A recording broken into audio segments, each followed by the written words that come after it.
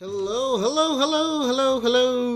Well, I hope it's being picked up loud and clear. Hello, every single one of you peeps. How you all doing tonight? My name is KG Prestige, and welcome everyone back to another exciting edition of the PokéPod world, where me and my pals will gather around to go and talk about everything Pokemon related and other things that we wish to discuss in between. So as you guys already know, this is another week number 2. I want to take this opportunity to go and apologize for last week not having a anime edition like I normally intend to do with my pal Alpha Eevee, but if you've been following me on Twitter, you'll know that there were certain things that had to be taken care of first, and just want to clarify in regards to that, everything is looking, A-okay right now.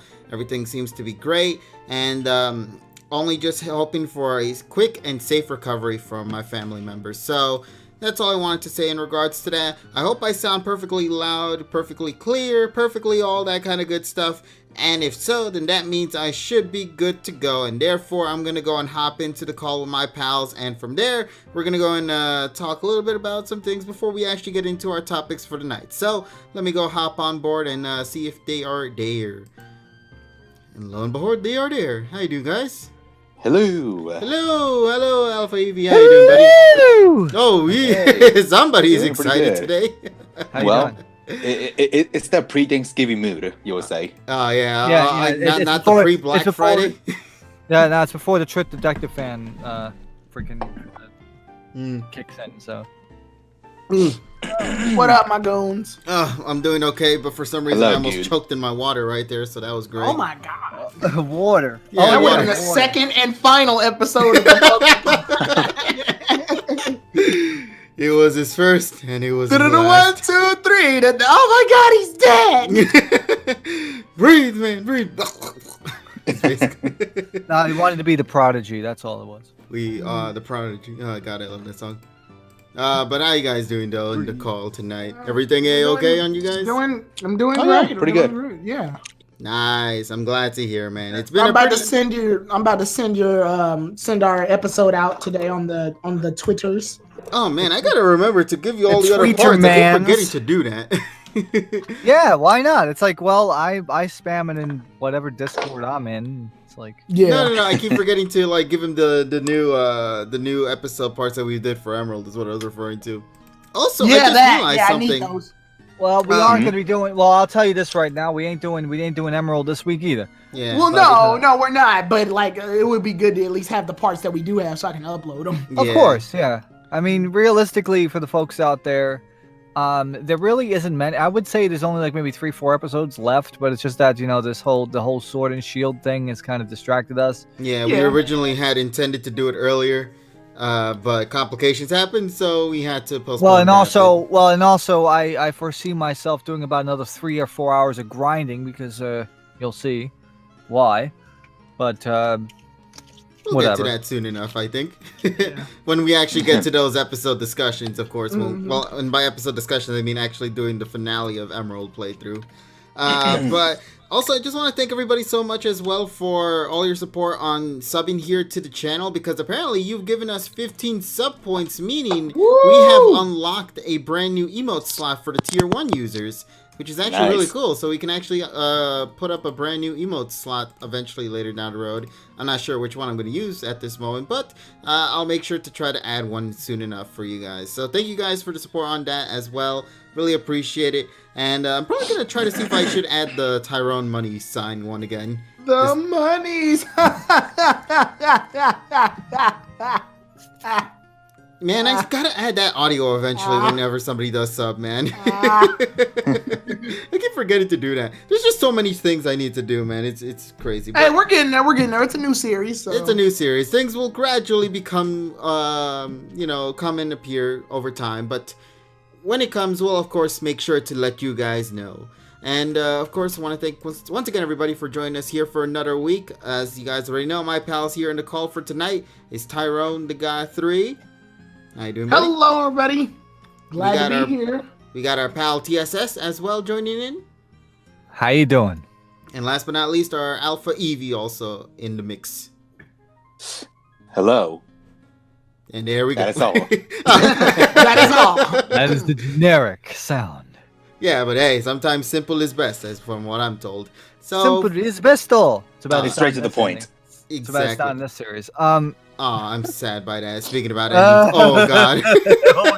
We're gonna talk about that later. Yeah, But we're definitely gonna but talk first about of that. all, but first of all, since we don't have many topics to talk about tonight, Mhm. I could talk a little bit about Black Friday since it's coming up. Black Friday.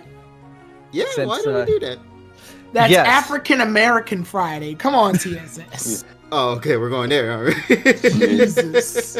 Yeah, it's the PC edition of Black Jeez. Friday. It's 2019. No, go ahead. No, I'm just saying that. To be honest, I've looked through some of those, some of the flyers, and honestly, aside for if you don't have like a PS4 or an Xbox One, you know, they have very cheap deals, like $200 or something like that, and some incentives. But realistically, this is one of those years where really isn't many deals. I mean, they're trying to No. sell. Do you think the eShop will have a lot of good deals? Maybe. I mean, Nintendo maybe they're gonna have eShop? some Maybe Yeah. they're gonna have coupons and stuff. Oh, dude, Yeah, they, yeah, better, yeah. they better, if they're gonna do it, they better give me some more light novels or visual novel games. I got sales. I got a Nintendo eShop $20 gift card for my birthday, so I was saving it for Black Friday. Nice. Yeah, there probably are gonna be sales. Yeah. I mean, there's no Like for reason Let's why Go Nintendo. Pikachu and Let's Go Eevee. Now you can buy the other You can buy the other Fuck. version. version. According to what I'm reading here in the chat, you gotta go work on that day, Eevee?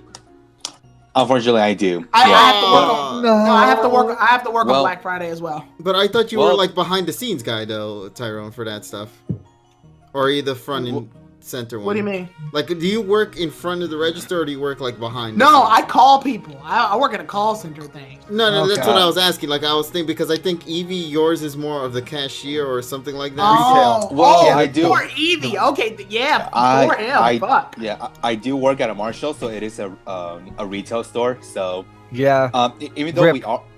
we are already a discounted store, we I don't just want really to say I look good on that stream. Thank you, Sergi. Hey, Rich. Thank you, Sergi. I look great. Also, I want to mention somebody in the Okay. chat also You mentioned okay, that. Eevee? You all right? No water. No dime. The floof got to his But- mouth, man. Gigantamax is not that easy, buddy. yeah, went down the wrong pipe. Oh boy. So So that's basically me filling out your Gigantamax, it seems. Damn. I just choked to death. So somebody Oh, in the but- chat, mentioned that there aren't really that many Switch deals, and I agree with that because they're actually selling the same Mario Kart 8 bundle from last year at the same price as a regular Switch $299. It's not even Why is a it new not one. $289 at least? Like, even Because- $10 off would be better than shit. Yeah, it's And stupid. not even Best Buy has a lot of Switch deals.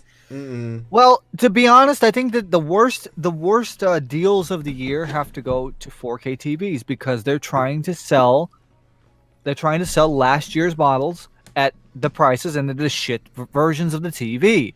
And the biggest problem is since it's Black Friday, everybody here that actually has been in a store around Black Friday, you know how you usually see like in the electronic stores like Best Buy.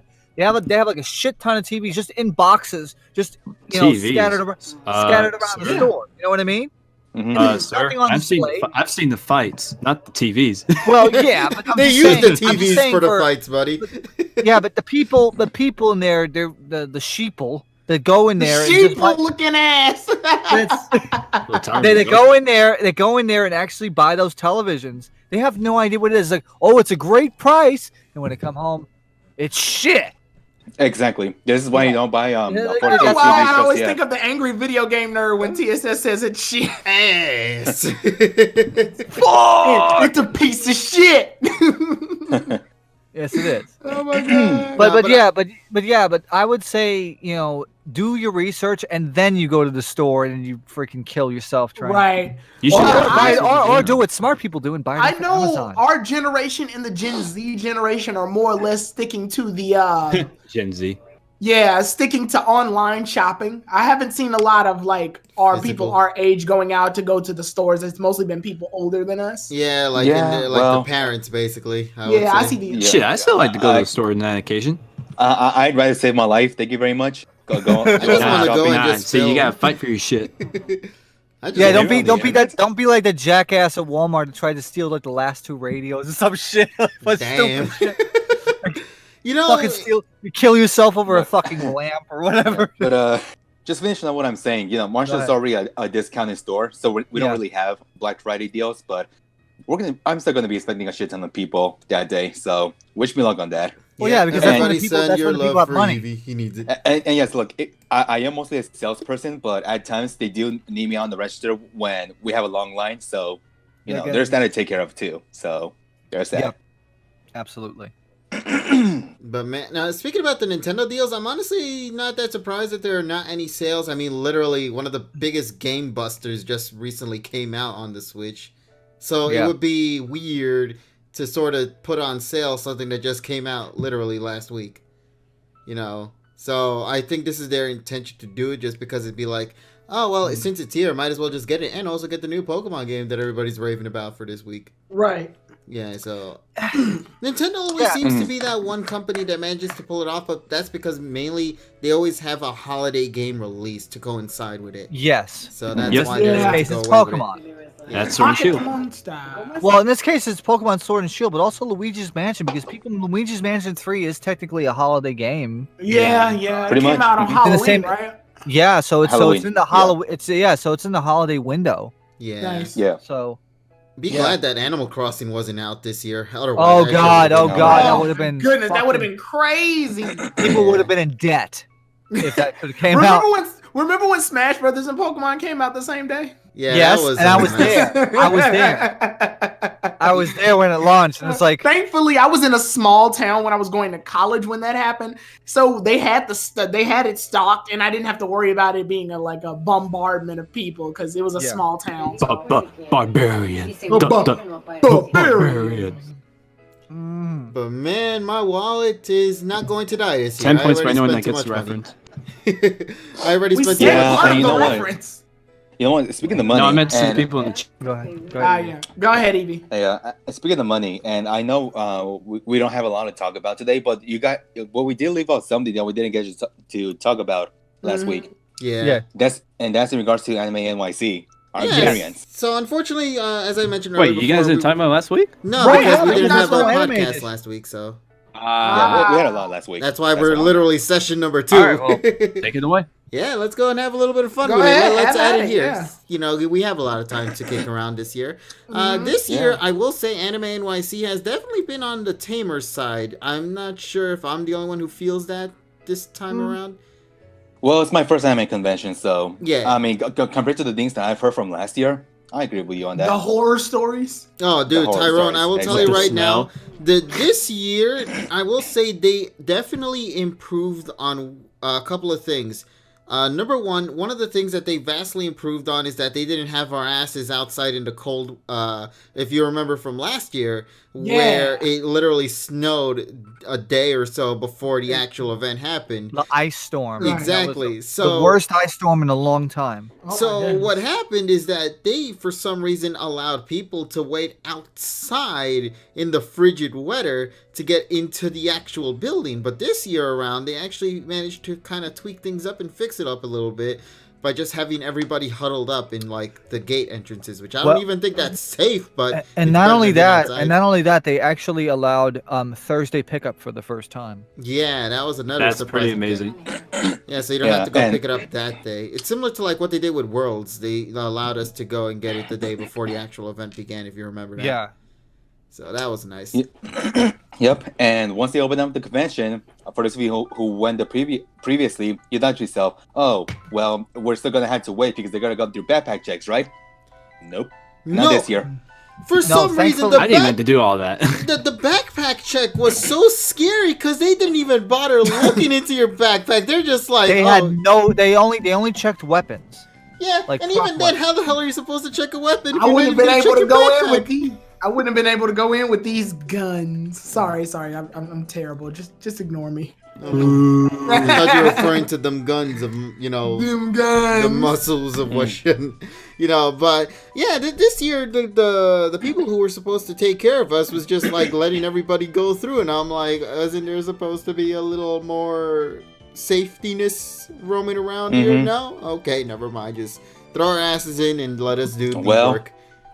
Yeah, so in exchange for safety, they decided to make things a lot more faster and a lot more organized. I will as say I Thanos am would glad say, though. Yeah, they first of all. as Thanos would say, a soul for a soul. Well, So- first of all, so- they actually put markers inside the convention hall, saying which aisles are there. That's Mhm. good. Yeah, like for example, Artist It was Alley. fucking chaos last year. Yeah, Artist Alley especially, since they took pretty much the whole bottom floor, Yeah. or the whole second floor, which was the both halves. Right. They were able to divide the Artist Alley between aisles A through X, and they finally had labeled them, and I'm really glad for that. And also they have like I said, you'll have in the middle of each aisle, you will have the number of row. So you say, let's say you're in row 1300, you can actually use that as a point of reference. Unlike last year, it's like, oh, it's by the Sentai. Wait, what the fuck? Where What is the that? fuck does that mean, though? What does Yeah. that mean? I'm between Sentais and Crunchyroll. Where is that shit? Look in your maps. We You're have at no soup. maps. You're at soup. I'm at soup. What do you mean you're at soup? I'm at soup. That's exactly what. See, that would have happened last year, but not this year, thankfully, because of more organization when it came. Why to are the you con looking floor. for clothes at soup? Fuck you. Exactly what it is. I will say though, Tyrone, I think you would have loved it this year in regards to one thing, and that was that TS has mentioned this, they actually opened up the entire main floor. It wasn't divided in half like it was the past 2 years. The entire Yeah, that was floor, so frustrating. Most of it was just us waiting in line for like Yeah, and what, then you had to go almost through 2 hours? twice. You had to go through Yeah, twice for it the was for so yeah. I didn't have to do that. irritating. Well, yeah, because here's the thing: if you had to go to the Artist Alley like the last couple of years, you had to go upstairs and you had to get another check. Yeah. So Right. With it being all encompassed in one area, you only had to do the check once. exactly. Yeah, that's why I had to do And it that. was seamless too, because like the first thing I did, and I was so glad I ended up on the right side, because I believe that was where Cygames actually opened their store, and that was the first thing I dipped into, and I was very happy with that. And I will say it's so nice seeing everything so organized, like because it's such a bigger space. And this is especially noticeable with the Artist Alley. It's easier to walk through these events, these Right. Mhm. and it's so great because like I can finally see what I'm looking at and see where I'm gonna be walking to next, and look at all this left and right. It's really spacious this time around, and it benefits for it. So I think this year they managed to do a great job in really taking up the room that they have and making complete use of it. And it's crazy because like even now just thinking about it, I feel like I didn't even touch everything that this year had to offer because No. of just how big it is. Like 3 days is definitely not enough, but it definitely was still a fun one nonetheless. And being able to meet some peeps and just hang out and just go and explore the Artist Alley and even some of the side events as well, it was a really fun time. Yeah, so I ran into Hermstar about the last day. Yeah, and when I had to head out with Evie for that one. yeah, it was, and it was really cool because he was actually walking horizontally. I was walking vertically, and I just stopped and say, "Hey, how you doing?" And then I was like, "Well, I don't know where KG is. He probably went home or something." Nah, because this year I was exhausted, man. Like I was so tired. The merch was okay. It's just that I didn't get a lot of commercial merch. I only got like a couple of posters. Yeah, this year I and- got more artist merch, if anything, really. Yeah, the artist stuff was a lot more desirable, honestly. Yeah, and you know what? I wasn't intending to buy anything from the Artist Alley because I don't really have a lot of interest in like buying things that are fan made. But I will admit, there were a lot of really good merchandise and fan art that some of these artists were selling. Especially one booth in particular, KG. I think you might know which one. If which you I'm have talking a about. picture of it with you, by any chance, so I can show it to I the. do. Oh my God! There were these two images in particular that me and Evie saw, and when we saw it, I was hesitating on this because I was legitimately gonna buy those mega sized posters. Like I'm talking about the ones that like fill up a wall. Like that Oh, level God. of big. I know what you're talking about. And I was looking at that shit and I'm like, oh my god, that would have been awesome to get. And it's like 2 for $100. And I think that was a really fantastic deal, especially when you look at the insane level of detail in regards to it. Oh my god. You actually put And I'm sending the other one. Okay, hold on. I'll just show this one. Hold on. Alright. But yeah, so we saw this and we were just like, "Ooh boy, I need this in my life." Hold on, let me just try to make sure I got this correct on here. Hold on a second. Prepare the brain bleach. Yeah, prepare. Yeah, and fortunately for me, I was able to buy both of them, and they were actually the last ones, if I recall correctly. Were they now? Well, So you man, got really lucky then with that part. I did. And let man, me- I mean, see, they're really good, but we wanted to buy it for all the wrong reasons. Oh hell yeah! None Oh of my us wanted to goodness. buy that shit for the right reason, man. We all know that. And you know, up to this day, I still don't know where to actually hang them around my room because my parents are going to walk in and see that and you're like what is that? What are you doing? 90-degree flip. Let's go. Which one? Counterwise or counterwise? I forgot which one. Clockwise. Right. Clockwise. Okay, there we go. Oof. Oh my god. That shit. Yeah. This one right here. This shit Evie found. I was so happy with it because I was like, oh my god, I need this in my life. And I'm so mad. I'm so mad I didn't get this. But it doesn't even stop there because there was another one that was just as stupid as this one that I just love so much. Hold on, let me just make sure I can get that shit. Hold on. Here we go. I'm gonna post it right now. There we go. The fucking Wario. You posted in the reference Oh channel. my God damn god. Ah, I'll never sleep again. it. Wait, Tyrone What sleeps? have you Oh, yeah, done? Tyrone sleeps. Everybody sleeps except me now. Yeah, Now. except you, apparently. Dude, I was gonna buy that shit. I was What gonna have have you that. done? That shit would have been my background whenever I Why? stream. We can't show it on Twitch because TOS. No, that's fine because they're Wait, we clean. Yeah, they're clean. They're good All right, boys. go for it. No, show We it. already did. Yeah, it's already. They already showed it. No, but I'm saying in Oh, future okay, streams, okay. I didn't even had see the I stream. had I bought those, I would have had those in my streams every single goddamn day, man. Oh my Every god. day. Like people God would have bless been Evie quick- then. Yeah, Evie got him. He got the goods. He's good. He got them. Man, I'm surprised he see- got them. Yeah, but there's another one. Yeah, but there's another one that Evie got. He's very proud of.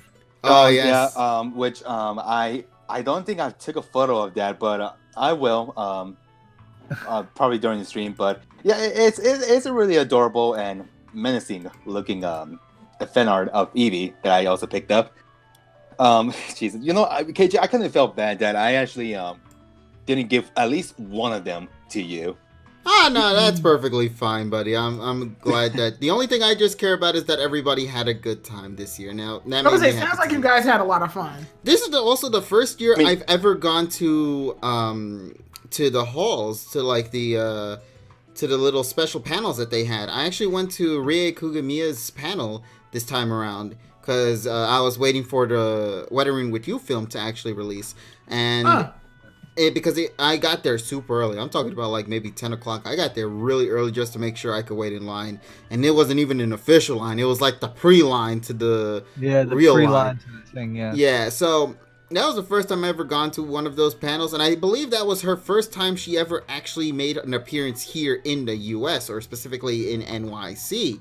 So that was really nice, and she really was a very loving person from what you could see from her interview, man. She was great. My favorite bit had to be when she did a live dubbing of one of the scenes from Toradora, if you ever remember that anime. Yes. She did. I think she does the voice of Taiga, if I recall correctly. I Yeah. think that's her name.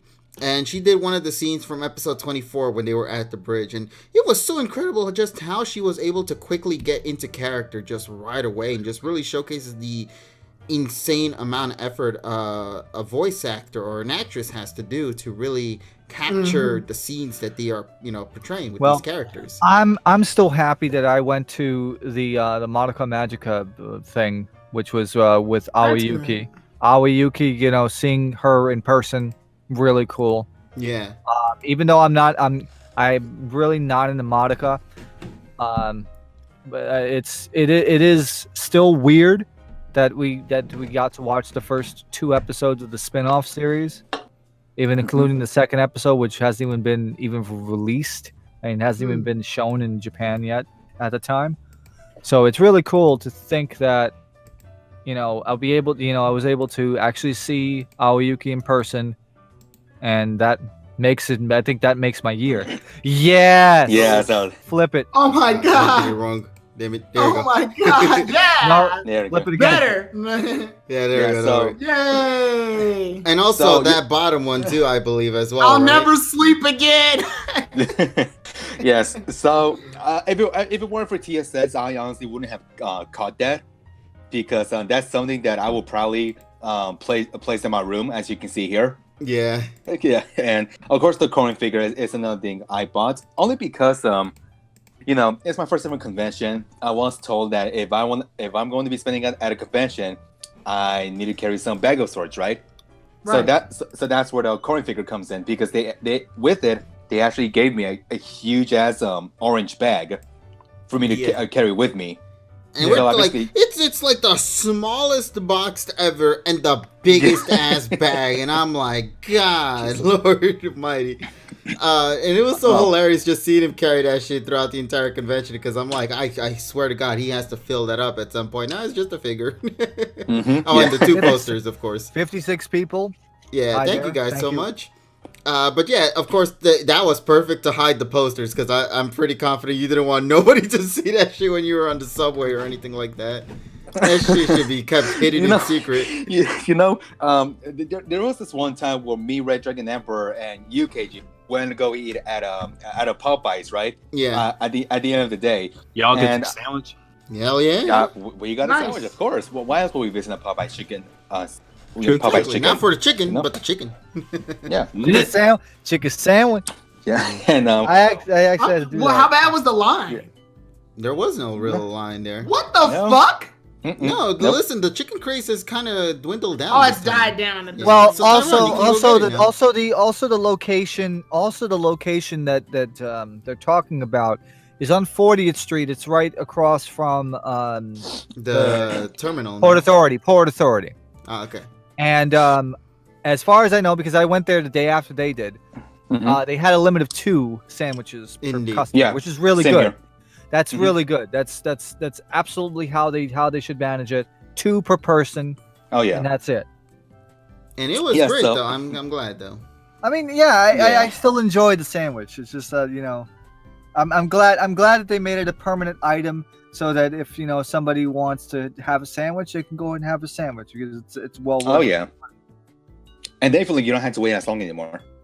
Oh yeah, I remember the first day that they announced it came back, I had to wait like 40 something minutes. So Yeah, I had it with like an hour 15 for me. yeah, so Yeah, but but anyway, so yeah. So you know, when Oh, yeah. we were, and we have Go to ahead. talk about Saturday night, because Saturday night Saturday night. it's all right for fighting.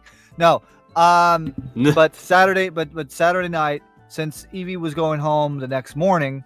actually, let me finish up my story Yeah, here. if you go don't ahead. mind. Yeah, go ahead. Yeah. Go All ahead. right, so you know, KJ, you were talking about you know, no one being able to see my poster, right? You know, we were eating a Popeyes chicken sandwich in downtown, and you know, we just so happened to grab a seat or a table that was right next to the window, and I just happened to place my bag directly in front of the window, and the bag was left open. What I didn't knew was that the poster was leaning on one side of the bag, and you could basically see it from the window. Yeah. And I thought to myself, like, oh shit, my poster was facing the window. Like, I wonder how many people actually saw the Wario poster walking by, and they're like, what the fuck? Yeah, be glad yeah, it wasn't the big ass poster. Be glad it was that puny one, man. I'm glad Yeah. for that. It should have been mega size, just one of those big like giant. Like you can't carry it in conventional means. You have to like Yeah. Yeah, you actually have to keep it open the whole time. You have to shamelessly carry it above everybody. That's making that big poster noise. Yeah. Oh no! And also it was double sided, so no matter what, you still Right, had to. no, you can't even Yeah. cover it up. Jesus. Yeah. Megazord, you missed Damn, it. Tyrone. If you want to rewatch the stream later on, and to find out what the Wario poster was about, I could You probably could do post it that again this if you want me to. Yeah. Then go get it for them. yeah, go ahead for the people who missed the stream. But Okay, go okay, ahead, everybody Saturday get the night. blame breed, blah, blah, shit, blah, blah, blah, blah, blah, blah. Oh shit! It's already activating on pork. Yeah, sorry, that's what happens. See, that's what happens when water interacts with the brain. Ah shit! It went upside down. That looks even worse upside down. Oh, Wow. 180. 180. wow. Yeah, wow. But there you go. That's the Wario image we were talking about. Wow, Luigi. And Wario. Now there we go. So there you go, buddy. I'm glad I have tainted your eyes with the bless of fucking Wario and Waluigi image. Man, this year around, since we're talking about purchases, one of the purchases I've done a lot this time around had to go to the acrylic stands. I already organized my shelf and completely updated it now, and I want to say I have now maybe with me 23 to 24 different acrylic stands total from all the years I've purchased acrylic stands throughout the AnimeNYC events. This year was a little bit on the weaker side when it comes to like variety, because I only got myself like maybe 2 different genres. One based on the popular gacha game that I'm pretty confident a lot of people know regarding waifu boats, Azure Lane. I actually play that game a lot. And I got a couple of them for Prince Eugene, Belfast, Otago, Akagi, Kaga, Unicorn, to name a few. And then, of course, my biggest ones that I got in particular are the ones I love the most, the Xenoblade acrylic stands. Those are amazing. I've actually shown you guys this on my Twitter in regards to these images, and I'll probably post it here if you guys would like to see it if you haven't actually checked it out. Basically, this one person, artist I should say, under the name of Rainart, made these amazing acrylic stands. I'm talking about, like, there are these 2 in particular that are like regular sized, and then there are these big ones that are like the size of a limited edition, game release kind of bundle. And I'll probably show it real quick when I. Red Dragon wants to tell you tell the story. Tell the story. Of the VR. Oh, my name Brady. Sorry. Here we go. I found the image that I was looking for here. Let me go and grab it right now while I'm at it. So, right. Jesus Christ, it's small for some reason. There we go. Jesus Christ. Cheese and crackers. Jesus Christ. Jesus was right. Jesus Christ. Oh, God. What is Jesus this Spice and Christ. Wolf VR? Okay. Who wants to tell the story? Hold on. Well, Let me just get the oh, image God. real quick for the Xenoblade thing that I was talking about. There we go. So, as you can see right there in that image that I have, the regular size one is Damn, based I met off that's a Numa, nice pic. based off I think Numa. of beauty. And then the other one, the really big one, is of course of Pyra. Now the thing is, what I'm not showing here is that there is another one that I have of the Xenoblade character being of Mithra. However, she was a pre-order that I got that will be coming in December, so next month. And I'm very excited for that because now I can have these 2 beautiful acrylic stands. I love acrylic stands. I'm a really, really big fan of them. So to have like these 2 I'm a really big fan of this one. Yeah, Sorry. Sorry. But I wonder dude, why. Yeah, I wonder why. But buddy, man, these looked great. I love them all, and I can't wait to just have them nicely detailed right here on my shelf later down the road. Here's a better. I'll actually get a better image here that shows a little bit more of the designs I got here. So there we go. So as the person Rainarts did the design for Cosmos, as you see there, the acrylic stand, Numa from Xenoblade Chronicles 2, as well as the Pyro one that you see over there to the right. So yeah, I'm gonna get the Mithra one soon, and seeing the Xenoblade Chronicles 2 limited edition box right there, you could already tell just how big this acrylic stand really is, and should give you an idea of just how nice it looks overall. So very excited for the other one. I'll update the pic later when I get the Mithra one so I can show it to you guys. But man, it made me happy. That was probably my favorite purchase. I think I spent like $200 for these acrylic stands. Well worth the money, man. Absolutely. And you can also pre-order them, I believe, on Raynart's official website, or you can even follow them on Twitter as well. I believe the username went under the name of Raynart's PR, I think it was. Let me just make sure on that real quick, because of course it's always important to support the official release. But yeah, I believe it was Raynart's support the official release. Indeed. So yeah, I'm just very happy with these purchases, man. I couldn't be happier. And I wish I could have shown off the images with the Azure Lane characters, but I don't have them with me at the moment, so I'm sorry about that. But yeah, so there you go. That's pretty much my whole thing I got. And other acrylic.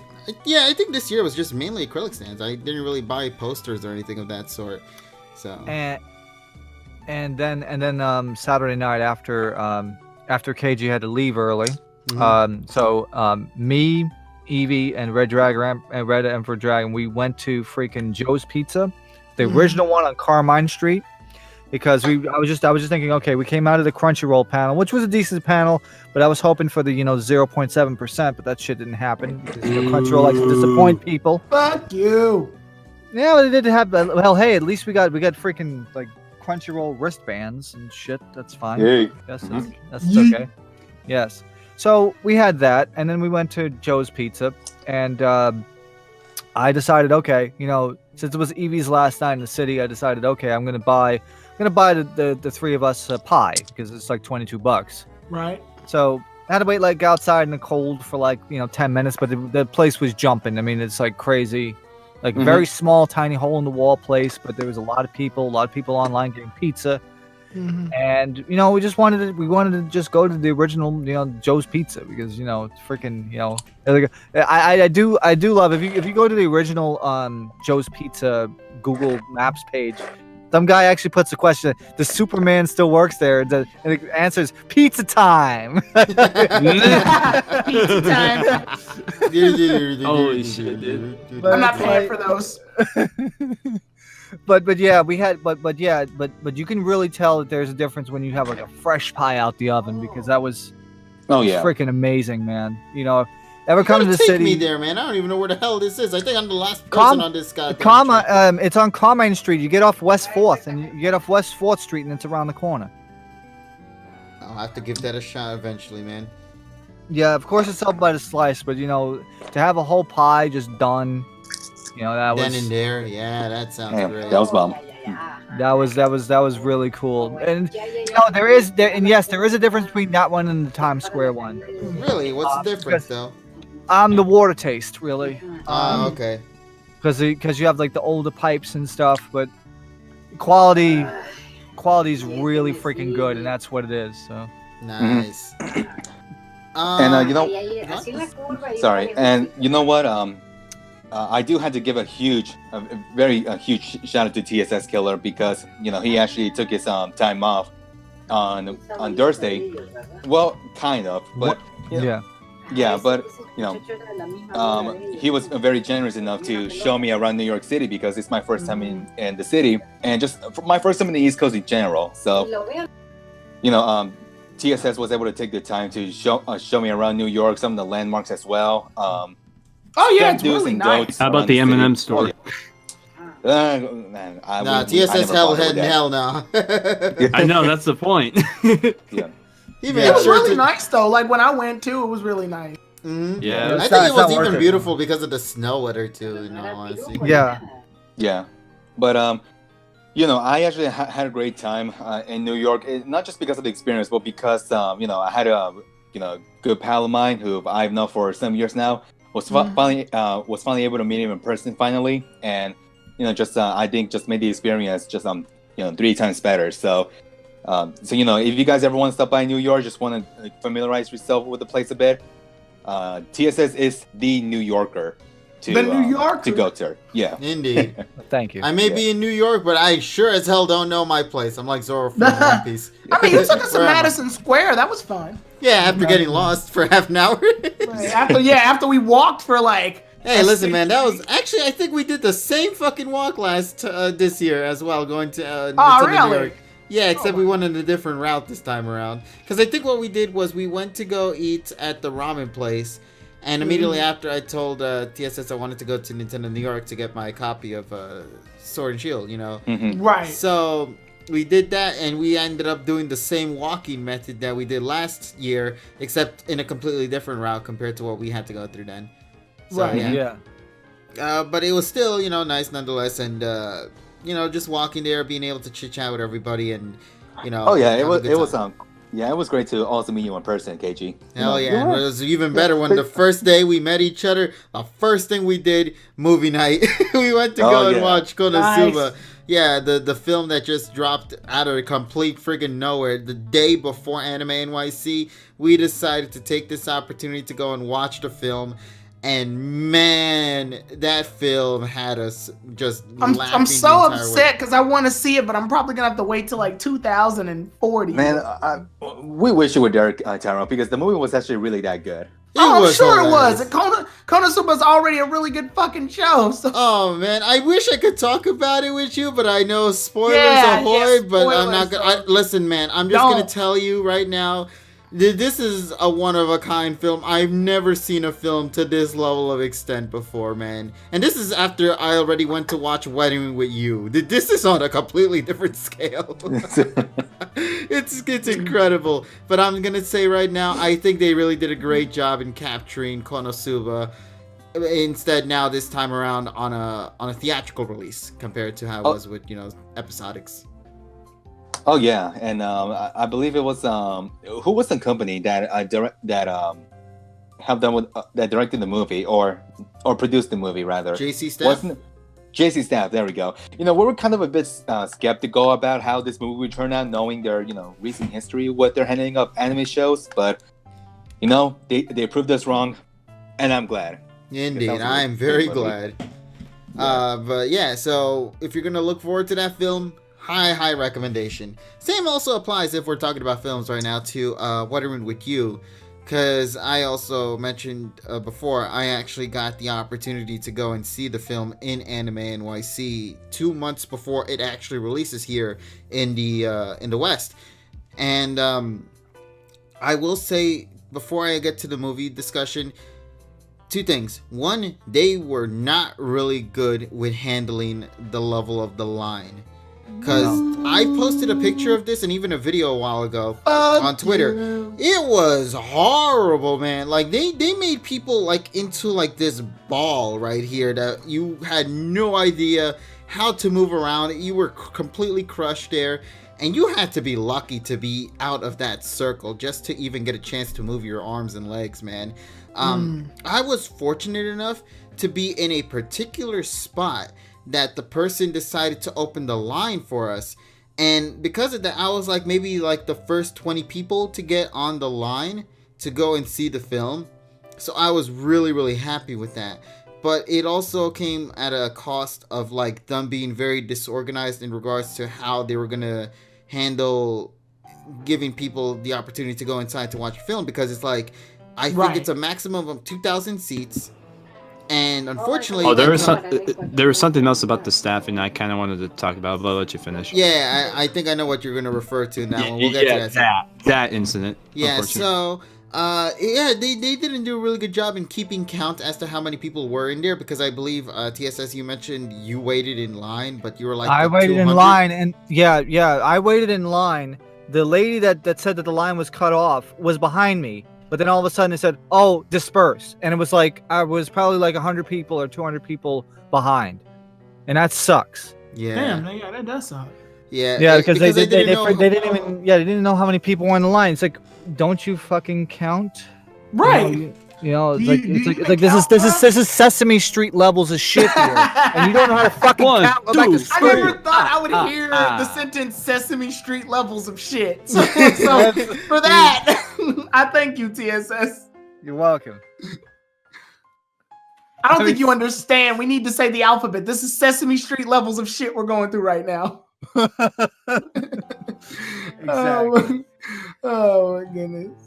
Well, I mean, not much is lost for me because technically I already seen the movie already, but I would have liked to see it again before. I mean, it's January. just though, like, even if it's a movie you already seen, you don't want your experience to be fucked up. Like, that's always bad, no matter what situation.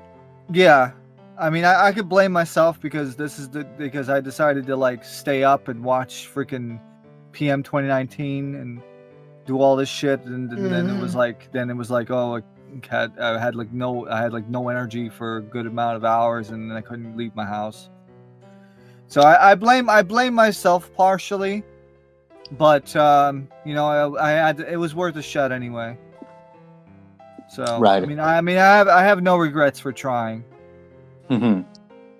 So I just decided I'm just gonna have Popeye's chicken sandwich and go to fuck home. Right. As any New Yorker would do at that point. Yeah. Just go to fuck home. Right. So let's talk about that one incident, I guess. Rich? We gotta talk about it. Yeah, that incident. So basically, I forgot to. Again, I'm someone that's not really into anime, but maybe KG can get you up to speed into like what type of showing it is. But here's what I'll say: they completely mishandled the ADA viewing. Like basically, there's like a specific area where if you're ADA, you can go there and get a better experience and a better chance to see the event. I actually knew a couple of people that were at the event, and they themselves said that the staff in general for that event was completely garbage.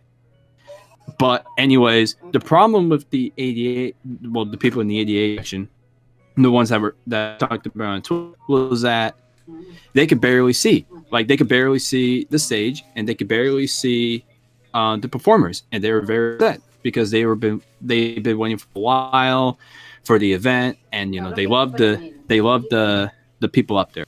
So they to the staff and were complaining. It was like, hey, we're in the ADA section. This is fucking bullshit. We're not able to see the performers, and we're not having a good viewing experience from the section. We want it to be done. Unfortunately, the staff members were completely, what's the word? Arrogant. Ignorant. They just didn't give a fuck. They didn't give a fuck. They didn't do anything about it. As a matter of fact, they made the problem worse than solve it. Like basically make it better. They did the opposite of making a problem better. I mean, make the problem make the problem better. Fucked it up more. Yeah. Yeah, exactly. So just to quickly summarize, basically, the ADA staff, because I think that's what it was, although the general staff, from what I mentioned before, it was pretty bad. They were very rude, they were unprofessional, and they were just being pieces of shit, because I don't understand how it's that hard for you guys to just make certain people that don't have certain people in a certain group not have a good time in that section. Like, I don't understand what's hard about that. You're hired for a reason, to do your job, and these people just did not do their job. Fucking job. It's just unfortunate. Now I'm pretty sure KJ knows the exact event, the exact event I'm talking about, because I don't. I just remembered the fact that the staff was just really bad. What was it called again? Guilty Kiss, I think it was called. Yes, Guilty Kiss. Guilty Kiss. Yes. There was a woman who, I believe it wasn't actually the woman herself, but a friend of the lady.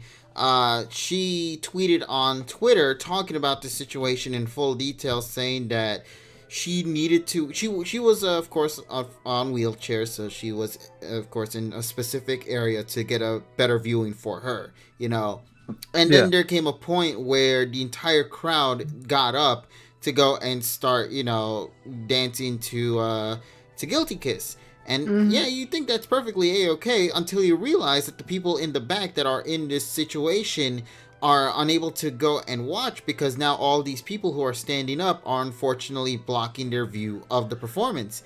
And what made the situation worse is Richie pointed out beforehand was that there was supposed to be a little bit more care about this from the staff, but the staff didn't. They didn't even give a fuck. Yeah. Now- Instead, they actually made fun of the situation to the point that what happened, and this is the scary part for me, and what really made me sad. The two friends who were with her had to physically pick her up. So that way she could be up and watch the performance like that. But of course, if you know how these sort of situations are, it is not safe and it is extremely dangerous. And she ended up crying at the end of it all because she didn't really get a good experience out of it. Yeah, and not to mention that, it's like, who the fuck? Okay, that's a fail in planning. If the venue is not sloped, then you should have the ADA compliant people in the front. Where if somebody were to stand up, at least they wouldn't be obstructing their view. Indeed. And that's what it is. Now go ahead. I was going to say, just to follow up, I think this is only specifically on the Guilty Kiss event because during the Weathering With You premiere that I went to see, they actually got the people that were, of course, in disabilities to be the ones to go first. And they were able to get the front seats. So I was behind a lady who was in a wheelchair alongside with her husband. And that was, really nice to see that they were, of course, at the very front. And therefore, they deserve it because they don't want to get interrupted by anybody else. And I think that was really special and nice. I feel like this, unfortunately, should have been something that needed to have been there for the Guilty Kiss event, Like, where was that in the last panel? Like, that stuff for that event was terrible. Indeed. Yeah, I mean, unfortunately, they did a pretty good job overall with the convention. It's just that, of course, I don't think they fully executed their way of taking care of these 88 people. It sounds like to me they weren't consistent. No, that's the thing, because another thing is you got to remember every day is not always going to be the same staff. There will be more staff members who will, of course, be there for you, but not every staff member is unfortunately going to be there. And the thing is, you know how it is, when one affects everything, everybody gets hurt by it. And that's sadly the situation that we ended up ourselves in. And I hope that this is something that doesn't end up getting replicated again for the future, because there are genuinely good staff members. Just want to keep that in mind. It's just the bad ones were unfortunately the ones that were the main topic, and therefore the ones that got the most attention. But TSS, I think you wanted to bring up something. So actually, I wanted to since we only have about an hour and 50 minutes. Hour and 10 minutes left. Yeah, we're gonna be discussing. I want to get into the Pokemon stuff, but I actually want to get started with one point that somebody actually made in here, and that is regarding movie 22. Now, we're still on that? But there's no dub. There's no dub. And the thing is, so Kevin C, we know him well. He's our man for the voice acting crap and stuff like that, and we love him. Taking the risks on watching the dubs and everything. Yes, exactly. Somebody's got to take the fall. He's watching it so we don't have to. He's watching it so that we don't have to deal with the freaking the Batman theme. Hello, I'm the dub watcher. I watch it so you don't have to. But he has a theory that I think is really a great theory, and I want to talk about that this evening. Go for it. So, this evening he's thinking that he told us tonight on the PM Discord that he thinks that the whole script writing limbo for Shudo, the guy who originally wrote the movie 1 script, is probably the reason why that the dub doesn't have the dub isn't released yet or doesn't have an announcement yet. Maybe there's some problems with negotiations, especially since TPCI is most likely going to translate the script verbatim as opposed to using the 4Kids script. So probably that's one of the roadblocks that they are having at the moment. I'm pretty sure everything is recorded, but maybe there's a rights issue going on here. Yeah, like they have everything prepared. Now they're just waiting to get the official approval from them to go further. From Shudo's estate. Indeed. I heard it was already complicated enough for the main folks over in Japan, because that was why it took so long for them to even get to this point for a movie like this to get released. Right. So imagine if it was hard for them in Japan. Imagine how hard it must have been a lot for worse for us. Of states. Right. So I think this is going to come to that situation where I feel like, okay, they have everything, but it's gonna be a long time till we even get any announcement in regards to what's gonna go further with that. And maybe they might just do something that completely throws the wall out of our expectations and be like, okay, if we can't release the dub right now, here, have the sub instead that we've released in the Anime Expo panel from last year. Well, I mean, I guess it goes without saying that obviously, of course, I did hear about the whole Shudo Estate thing. The first time I even was aware about it during the July screening in AnimeNYC, Anime Expo, excuse me. And it makes sense now that I think about it again because remember, I really had no idea why they went with the M16 Mewtwo the way that it was. But after hearing about it, and obviously, of course, to see if the information was verified, which thankfully it was, it made sense. It makes sense now because it's from his estate. Maybe they just didn't want his Mewtwo to be part of the movie. So they're like, all right, well, fuck it. We're going to have to make a female Mewtwo. Just make it different. But on a small note, I think me and TSS are the only two that have pre-ordered the M22 Japanese Blu-ray, correct? Also Filippo, but from us here. Oh, Filippo, yes. Yeah, Filippo, yeah. Right. Filippo. So I'll be watching the movie, in its full glory. So I can't wait for that when it comes in December. Yeah, I can't wait to watch it again since I had a great experience in August. So. Nice. I'm gonna have to figure out when I can get my hands on the film because it's so weird that now I have to, like for a movie anyway. This is the first time I think I'm ever gonna be seeing it like before it actually releases here in the West. I'm not in a giant hurry to watch it, but if I do watch it, I know it. We'll probably make you watch it. Yeah, I would say I know it's gonna be a cool movie watch though. Yeah, I would say I know I'm probably gonna wind up watching it in its Japanese with subs. And it's probably going to be illegal. Well, I mean, officially we got TSS and Richie to support the release, so that's always good right there. Yeah, support the official release, but I didn't do it this year because it's like, well, I already have other things I have to take care of first. I'll probably get it later down the road. And also, like you mentioned, Tyrone, it's not exactly a film I'm in any rush for anyway. Right. So, I'm not saying it's a bad movie. I'm just saying, like, at this point, the movie's been out, The movie was out in Japan for like months now, and it's the plot the movie wants, so I can wait. But I do feel that that's a little upsetting, though, to know that regardless of how bad the dub can sometimes get, we're not getting a dub version immediately. So no. But we'll probably get our answers live and let live, I guess. Indeed. Speaking about movies, though, I guess it's actually, Evie, if you wanted to go up first, I'll then say my thing later. All right. Sorry. One last thing. I bought it. TSS bought it, and I know you bought it recently, KG. But I gotta say, I really like the what do you call it? This paper folder that came along with the magazine that we buy at AnimeNYC. Was it AnimeNYC? AnimeNYC. There you go. AnimeNYC, Yeah. So just to let everybody know in the chat real quick, AnimeNYC is basically a magazine for pretty much anime. It's literally covering anime media in general. And for the first time in 22 years from what I've been told, the Pokemon anime series is on the front cover. And it is such a big deal for Anime-Poke fans because this is something that hasn't happened in decades now. So to see the Pokemon franchise be on the front cover of a very well-known magazine over in Japan was such a very monumental moment. And it didn't even stop there. I mean, we had this amazing poster to come included with it of Ash and Go from the recent Pocket Monsters TV series, as well as a clear file from one of the images that we had for Ash, Go, and them looking above towards the Pokemon Ho-Oh. So we got a lot of goodies out of that magazine. It also highlights a couple of other things as well, such as the After the Rain interview and some other things in between. And it's nice to see all of that, of course, right then and there. And I am very happy with that purchase, man. That was a really nice purchase out of my book. Yeah, me and TSS were fortunate enough to even, buy it on stock the day when I actually arrived at New York.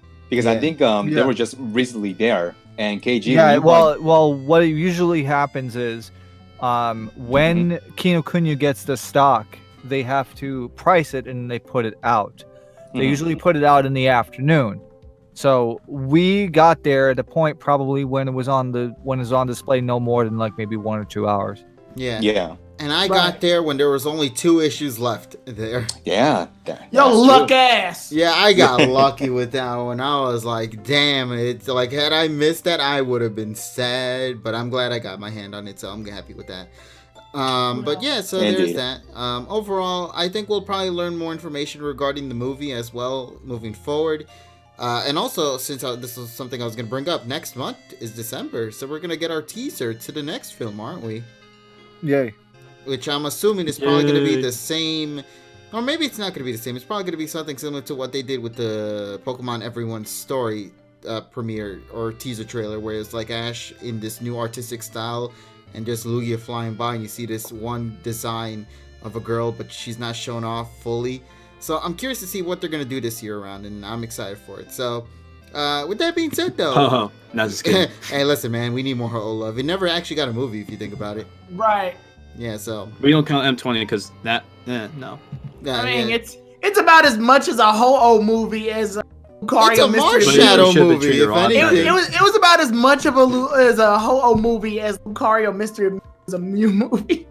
No, listen, Yeah. it was a Marshadow movie more than an actual Ho-Oh movie. If anything, it was an Ash and Pikachu movie more than a Marshadow or a Ho-Oh movie. Which Yeah, is pretty weird. much. Movie 20 was not bad. It's just, No, it wasn't bad, it definitely was didn't just need a some mess. things. Yeah. There were certain things in that goddamn film that did It was a- not it need was to a be there. nostalgic You want mess. a bad movie? Deoxys and Hoopa. That's bad movies. Now, the Hoopa. I get Hoopa, but wow. Now, listen, man. Hoopa is that kind of bad. I'm talking about like Deoxys. it's a What good the fuck? movie to watch when you're drinking with shit. buddies. Is basically what I'm getting. Deoxys was 20 minutes too long because it didn't have a short, and also Lovely Boy. Oh, God. Oh I yeah, remember okay. that. Now I understand. Yes, this is a complaint. But with that being said, though, now that we got all of the topics we wanted to get Let's out talk of the about way, Pokemon. let's talk about. Well, I mean, we've literally been talking about Pokemon. Let's go even further talk into the about the Pokemon episode. then. Yeah. So, ladies and gentlemen, of course, we're gonna go and dive right into our discussion of the newest Pokemon TV anime series, episode number 2. It is so weird to just call it Pokemon TV series now Yes. instead of just Pokemon the next gen. or However- Sword and Shield. But go on, buddy. However, we have to make a statement that I had made after this podcast last week, and we that need to is, follow and up I on it. yes, and I called this because I kind of knew that this shit was gonna happen.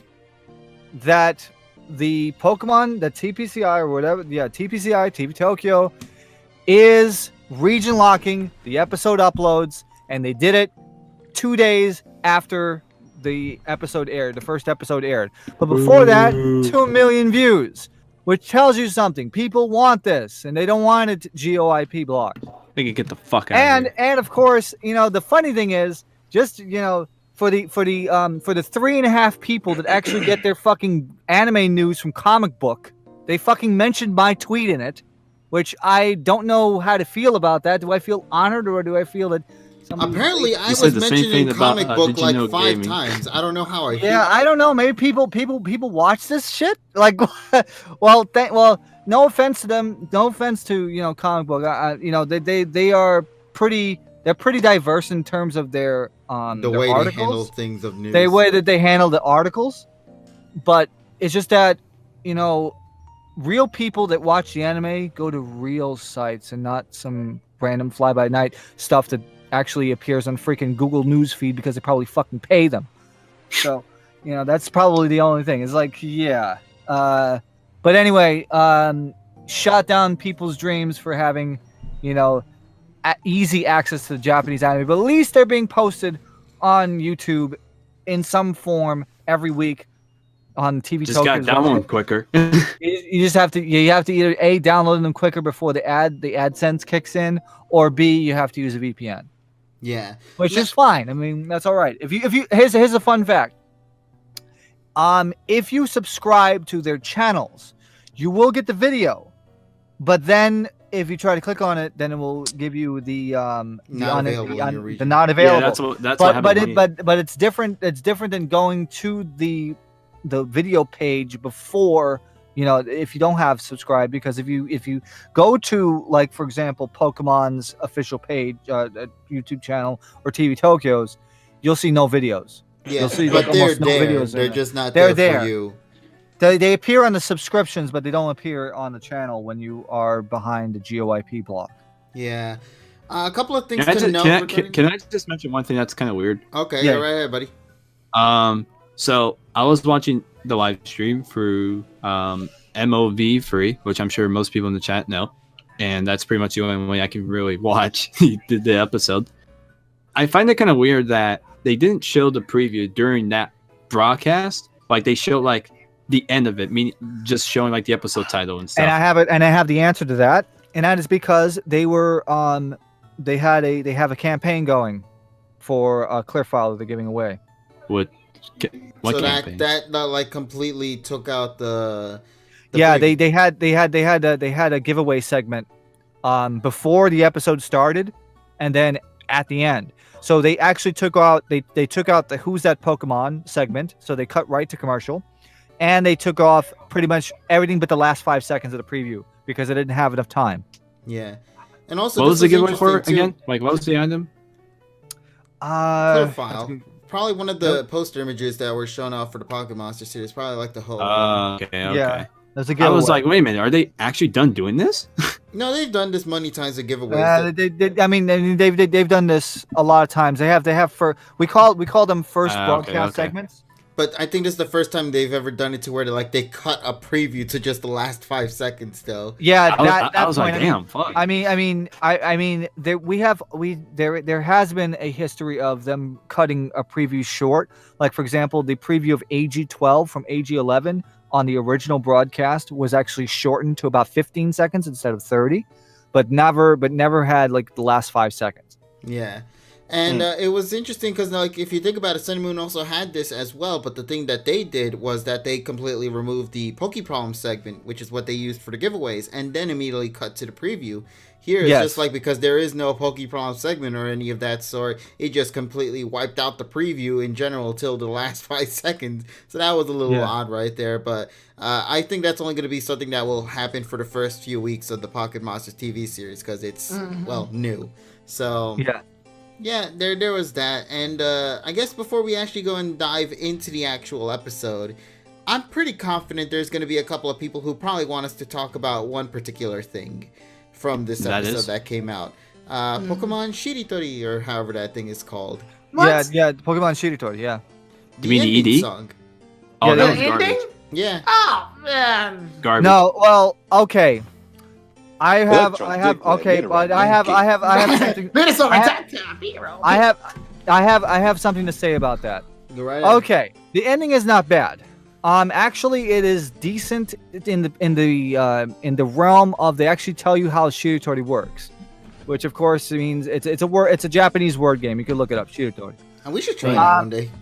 So I I'm mean, an uneducated Yeah, American. but that's besides the point. Mhm. There are worse endings out there. I mean, if you think about it this way, this was an ending that they kind of needed to do because they had a history of doing this. Like, for example, they had Pokemon Iru Kana. They had that. Then one that didn't make the ending was Pokemon Iru Kana Neo, which was a CD single back in 2000. And then they had but the worst one had to be then the one with freaking 2004 Iero Kana 2004 with Kaba-chan in the car. That's the worst fucking thing. But that one once again was not an ending. That was just an ending for, like, I think Pokemon Sunday. And then Best Wishes had it, Pokemon Iero Kana BW, which was actually worse. Oh god, the rap song for that. The rap, yeah, that but actually. guys, oh my god. That I think is worse than this. That was the best thing about that ending song, man. You cannot front about that. Yeah, the Pokemon Iru Kana stuff. That's far worse than this. It was like auto-tune galore for that one, if I remember correctly. T-Pain was on that one. Gal All Stars is pretty bad too. The Oh, Yeah, it's KG funny has- because Little KG Gleamer- has a PTSD flashback Yeah. from Monster Gal Gal. The movie version of Gal All Stars is fine. No, it fixed the problems I had with the full version of that song. Have you heard the full version of Gal Gal All Stars? Oh, Yes. it's terrible. Dude, the last 2 minutes of Galga All Stars, the full version, does nothing but it just speeds up tremendously. So it's like, I monster, like, what the fuck? But the movie version completely wipes that out and just does an actual full-on song, and it is really good. So I approve the movie version. Just don't go for the goddamn TV full ending, man. That's the worst Bitty one bits to go. from Ty, thank I you. like rates in everything but Pokemon Go. Thank you for the 60 Thank bitty you for the don't 60 like, bitty though. bits. It's a wild The thought process visits, for woo! me. Also, The the money. ending was funny to me. Yamper best doggo in the anime. Yes, indeed. Yamper is best boy, man. But yeah, so I will agree with TSS. It's kind of funny. You know what's happening with this song to me? It's become a guilty pleasure song for me, if anything. It's like Under the Alolan song with the dub. You know, like that 30-second song where it's like, oh my god, it sounds like it's gonna get better, and then it just fucking cuts. Like, that's exactly what happened to me with Pokemon Shiritori, where it's like the first 5 seconds of that song sounds so good. It's like we're about to get something really one of a kind, unique, exciting, and then it just does this Shiritori gimmick, and I'm like, at first, I had no idea how to react to it, but then I started seeing people say that this is something that, as TSS stated, is needed for the new era. This is a new, like, I guess in a way, a reboot or a refreshment of the series. Yeah. So it'd be kind of something nice to do for the time being, you know. And also, it's popular with kids, as Dogasu. Yeah, that was also mentioned another as thing. well. Yeah, so it isn't for us, and that's perfectly fine. We have 1, 2, 3, and that's amazing in itself. So we can, you know. Also, I have to mention, because we did not mention this last week. 123's official video is the first time that we in an official video we have ass slap Pichu, and I'm happy about that. For people who don't know what ass slap Pichu is, Let me slap that ass. it's okay. Now we're gonna get TLS. It's a movie 3 short, which is Pikachu and Pichu, right? So you have that, and there is one specific scene which is in all the freaking, like, I have the VHS tape here as well, the rental VHS tape. Like, one of the images that they highlight is just a Pichu just slapping its ass, like, yeah, come get me. And that's it. That's literally it. That's literally what it is, and it just made it into this official video for 123. And listening to the full song, great piece of music. I love the references that the song has made for some of the Pokemon. Yeah, lyrically, it's a beautiful song. Yeah, It Mafu captures Pokemon. and Soraru are some of my favorite artists in Japan. And I mentioned this beforehand, you know, they are known for being like the best friends in Japan. Like, if you think about a dynamic duo friendship that is at the max, you think of Soraru and Mafu. They are just at that level tier. And I think from what I've been told, what got their attention into even getting the ending song or the opening opportunity to do the song was, I think it was that they actually saw one of their videos where I think Mafu was the one that did all the cries for certain Pokemon, and that was what led to it, to making it big with the opening of 1 to 3. At least that's what I'm being told. I have no official confirmation on that bit. That's just something I've just been seeing around the web, and I'm not sure if that's true or not. But yeah, it was interesting to see if that was to be the case, and that's actually really cool right there. But once again, congratulations to these two. You know, Mafu, he loves Pokemon, and to see him get the opportunity to get this chance to make an opening for the series and absolutely nail it, I'm happy. So, and it's I think one of the longest Pokemon opening songs in general. Like, not like the TV size. I'm talking about like full song wise. It's like 5 minutes and 12 seconds. Like over 5 minutes, which is very rare. Yeah, I think the last time we ever got like a really big sized opening song, off the top of my head, probably has to be the Advanced Generation one. I want to say it's probably that one, the first opening. Advanced Adventure? Yeah. Advanced Adventure was like 4 minutes. Yeah, but I think, like, from the top of my head, I'm thinking that might be the longest one for an opening anyway. I know for, like, an ending, I think that has to go to straight X, straight Y, whatever it was, because it was, like, 6 minutes long for that one. But we don't talk about that ending song, though. But yeah, so now let's go and actually jump into the episode then. So this episode here is basically what I was talking about last week. this is the definitive episode 1 for Pocket Monsters, because last week's episode was more of a prelude to kind of give you, to kind of give you an idea of what you're gonna get into with this new generation. And then episode 2 appears, and this episode completely does a lot. It is incredible with how much they managed to cram into this episode, because it kicks things off with what they did in the last episode with the Dodrio cries, and have them do it yet again this time around. But the big difference is that we are in the present timeline. Alright. Oh, we're doing the Zapdos cries now? That's what it sounded like to me. They just scream. I'm like, holy shit. I swear to God, I hope they keep that. You though. meant to say Guzzlord? Oh yeah, no. The Guzzlord cries. There's nothing that can top Guzzlord cry. That's on a whole nother tier right there. But it comes close though. Now going on. Basically now we are in the present timeline. First thing to note, and this is what they show off at the very beginning of the episode, just to make things loud and clear.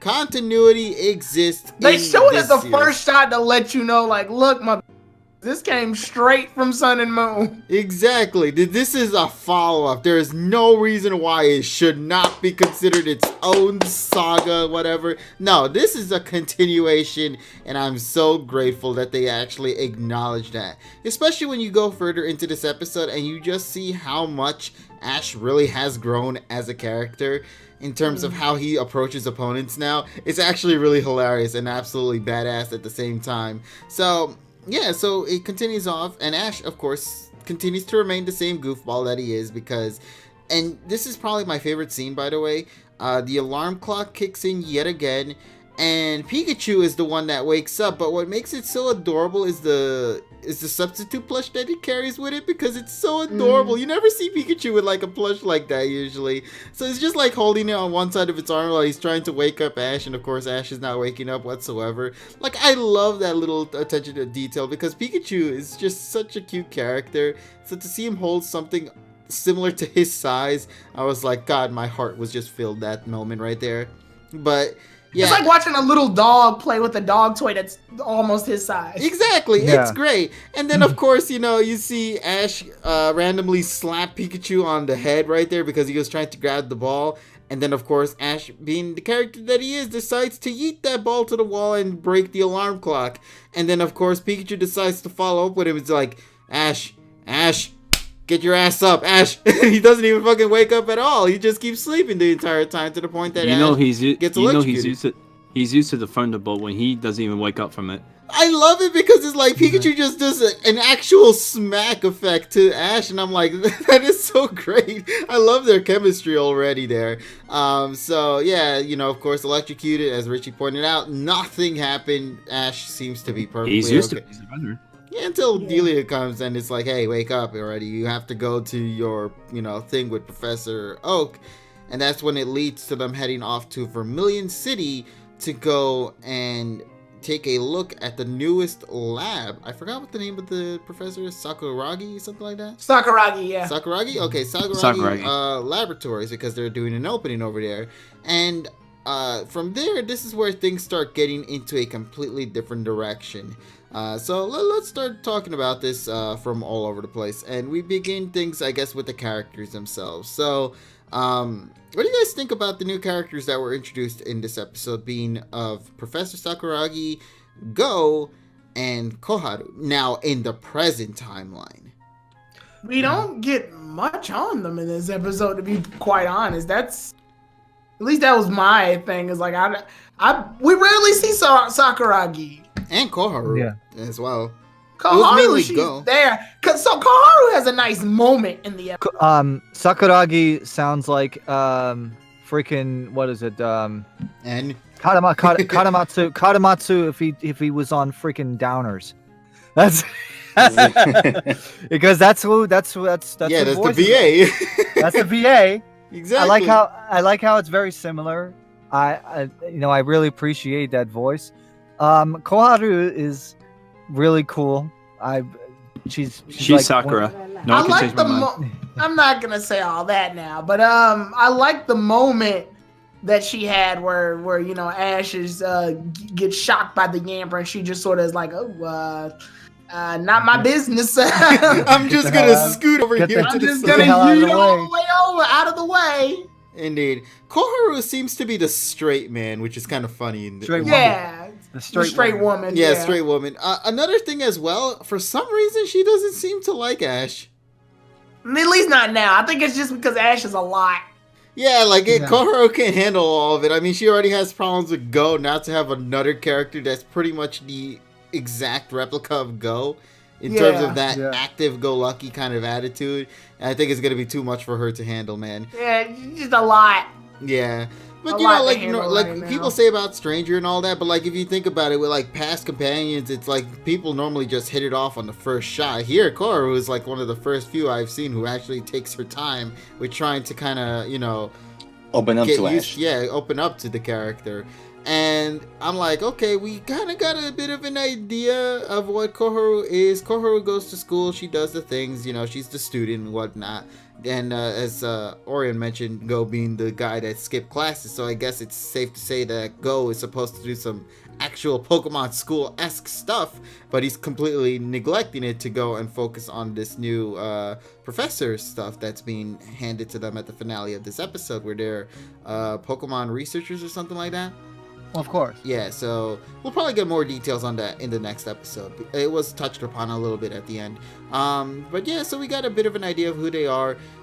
I'm also kind of glad we got a little bit from Sakuragi, you know, being the professor that he is and kind of acknowledging like what he does and what makes him different from Professor Oak anyway. But with that being said, I'm a little bummed out we didn't get at all regarding the two companions that are with Sakuragi, the two professor's assistants, because they were present there, but they had no dialogue whatsoever. So I'm assuming we're probably gonna get that touched upon in the next episode as well. There's a lot of things that this episode introduced that didn't really get touched upon and will probably be saved over time, like what they've done before in the past. Yeah. So yeah, for these three characters, the only one who really got the biggest amount of development had to have gone to Go. And I will say, thanks to this episode, it really gave me a clear idea as to how Go will be alongside with Ash. And I have to say, I'm really loving it. I think they absolutely nailed their chemistry with each other. But what do you guys think about that, though? I agree. About what? The chemistry between Go and Satoshi. The interaction between Go and Ash. I think it's going to be very important for the series. Yeah, it is going to be important because literally they're going to be the ones that are going to carry the series. I like Go's attitude on talking with Ash. He's like, and then I've decided. He's like, I decided you will be my friend. It's clear that Go is not social by any sense of the word. Yeah. He makes the decisions for people to be his friends just strictly off of the fact that they both have a common like for Pokemon. That alone just sort of decided it for him. But it's clear that Go is one of those characters that takes it upon himself to make a decision and to hell with anybody else's reaction. He doesn't get social cues, I think is what I'm trying to say. To answer Robzo's question, actually, it's not more as formal. He's more kind of self-centered. Yeah. Like I said, you could tell that in the prologue episode where very pompous. He was giving information about Pokemon, and he was giving it to he wasn't necessarily trying to outshine Professor Oak, more or less just gloating about his own knowledge. And also at the scene when they were at the bridge, he also specifically stated he didn't even want friends. He just wanted to do his own things, you know? Carl was just like, chill out, dude. You keep this up, you're not going to get any friends. And I don't care about friends. I just want to flex my Pokemon skills. Yeah, exactly. And that's pretty much who he is, you know? And we see a little bit of his character in action even before meeting up with Ash. And I have to say my favorite scene, and I really hope this is a recurring thing, had to be in the Psyduck bit. Yes. Oh. That made me laugh my ass off. I laughed my ass off in that scene. That was great. Yeah, so basically, there was a report that there is a raid battle going to happen, a legendary or a mythical Pokemon appearing, Yeah. and Go already is at the spot, and he counts Supposedly. down from supposedly counts down from 10 down to 0, Right. and then he's just waiting, and it's like turns around, oh, there's a Psyduck. Oh. Yeah, I love how the Psyduck also, by the way, just sort of appears. It doesn't like just walk by or anything. No, it just appears. And then they just go a super zoom up shot of Psyduck in the face, and then you see the one that just passed by, the image of Go, completely devastated by this. And I kind of wish you just looked back and all of a sudden, so yeah, like that level of comedy, is great because it's so out of left field. It completely throws you off and just it's a different style of comedy that actually works, unlike Sun and Moon. Yeah, it's just like the timing and everything. Yeah, I feel like they improved upon it. Yeah, if this is what they're gonna go with comedy-wise, I think we're gonna get a really good improvement over what Sun and Moon had offered. Yeah, and let's also talk about Satsuki getting trolled by the freaking Snorlax that gets in the way as it's supposed to in the fucking games, right? Also, is anybody else kind of surprised Ash is walking in like that sort of neighborhood? Because when I saw that, I was thinking like Ash is gonna have a piece of toast in his mouth. Yeah, and he's like he's going to school. My name is Satoshi from Masada Town, and I'm on my way to middle school to meet my friends or some shit like that. What'd you say, Rich? I don't know. The neighborhood just kind of reminded me of Takagi-san for whatever reason. It looked very similar. I want to comment. I want to comment on the raid battles before Ash and Go showed up. I was almost gonna call them NPCs. Jesus Christ! I like the extras. What's the trainers. difference?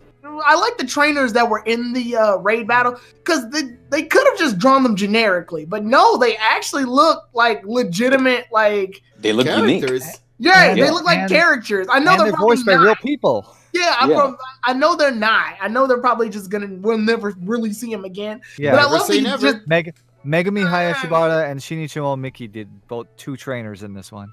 Yeah, like the trainers out there just looked, it was like very cool to see some background characters that looked cool. Yeah, it's like they're protagonists of their own storyline. Unfortunately, they're slapped into this show about a 10-year-old boy instead. And another... Go ahead. No, you're good. You bring up that segment with the trainers, particularly in the raid battle. I think just that entire segment of the episode was top notch. You gotta agree with me here. The animation from Ash, getting up and close with Lugia, introducing himself and whatnot. I thought that was all amazing. Dude, I think Ash did the most damage to Lugia in that fight. Yeah, I mentioned that. Like, while it still didn't show like it did actual damage, you could see from the visual alone that was, enough to really be different compared to all the other trainers. Well, it did catch the attention of Lugia, though. That was the key thing, because if you see at the footage that was happening, if you pay attention, like when Jolteon used Thunder, it only just like did like a little slap to Lugia's belly. Like, it didn't actually highlight the entire Pokemon and electrocute it like that. Pikachu was the only Pokemon to actually showcase some physical damage to Lugia in that statement. Now that's a champion. Yeah, like, I love that. Like, that entire scene when Ash got introduced to Lugia, him having himself not even see the Pokemon before he introduces him, like, that shit was great. I loved it. And, of course, the way he introduces himself, the dialogue, the music that accompanies it, and then, of course, the new animation for Pikachu's Thunderbolt now. That looks clean. Yeah, it looks nice. Like he like punches or slaps his cheeks to activate to activate the electricity. That like the animation so far from these 2 episodes have really been amazing, man, and I hope that this level of consistency can continue to carry on. Of course, it's the first 2 episodes of the series, and it's always going to be like that, where the first few episodes are always going to look really, really detailed until we get to the regular style animation that's going to be the thing that will carry the series forward, until highlight moments happen in the episodes. But from what we got so far, I really have been enjoying it. Also, another key thing to note as well with the previews that we got, anybody else surprised at the mere fact that that's it for the previews? Like, because like the previews for like we don't know anything now moving forward. Only just the posters. Well, I mean, we know like the nine episodes that are. Yeah, but I mean, there. like, we don't have any animation previews for them. Is what I'm referring to. Right. Like, in Sun and Moon, they did that where they shown off too stuff. early. Maybe it is. I'm not sure, but they've done this for past series where they show off like clips that don't really show up until maybe 4 episodes later. But here we've gotten only clips for just the first 2 episodes, and now moving forward we have no preview clips whatsoever. Before we also move into the next section, I want to also notice that once again this week we have more characters that are, or more Pokemon characters that are being shown in the credits that we haven't known before. Like, for example, Wanpachi or Yamper is voiced by Inukoya Inuyama. Bardyard is actually Yuji Uedo, which I didn't even remember because freaking it's always been, there's always another Pokemon that Yuji Uedo does, or he does Takashi, that you don't see this credit. Also, this is the first time since freaking Diamond and Pearl that Hanako is actually credited as Hanako, or Satoshi's mother. And Wait, as opposed for once they actually did that? Yeah, they actually credited her as Hanako, which is her name. Not like last season where it's like Satoshi Mama. That's that's kind of what. Well, I think in the last season they never actually said her name though. No, they did not. So this is like the first time we actually, I think, get that though. Did they ever say her name here? Yes. When? Probably with Okido. Oh yeah. When she appeared to go into the car, right? Yes. Yeah. Okay. So yeah, that was like one of the rare instances where her actual name pops up, and it's actually it's like I said, this is like the first time since at least like DP that I can remember that she's credited as Hanako. I guess now, speaking about Satoshi's mother now, we should also probably talk about one of the biggest changes that now happened in this episode, which I am surprised that they're going with this route. So, she, being of Ash's mother, decided at the end of this episode to leave Mr. Mime over at Sakuragi Lab to take care of Satoshi, which now explains why Mr. Mime is in the opening of 1, 2, 3. Because I thought that was so weird when I saw it there. Because I was like, why is Mr. Mime there? Is Mr. Mime going to be a recurring character? Well, yeah, now it actually is. Because now it's actually going to be at the lab and keeping an eye on Ash and Pikachu. Which I think is going to be really cool to see. The security camera. Yeah, right. Like Mr. Mime carries a camera over. You just see Mr. Mime's eye move back and...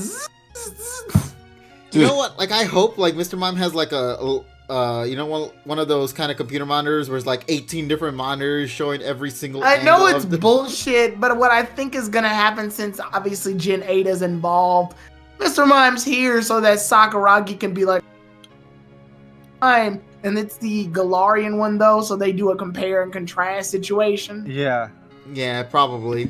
Yeah, that's probably obvious. But that's not going to be until far, far later, though. Oh, no, I'm just saying that's just a possibility that I believe is. Yeah, it's probably going to be the thing that will open up the opportunity for that. But I'm interested to see what's going to go down for Mr. Mime. I'm really glad because I think I really enjoyed his character a lot in Sun and Moon.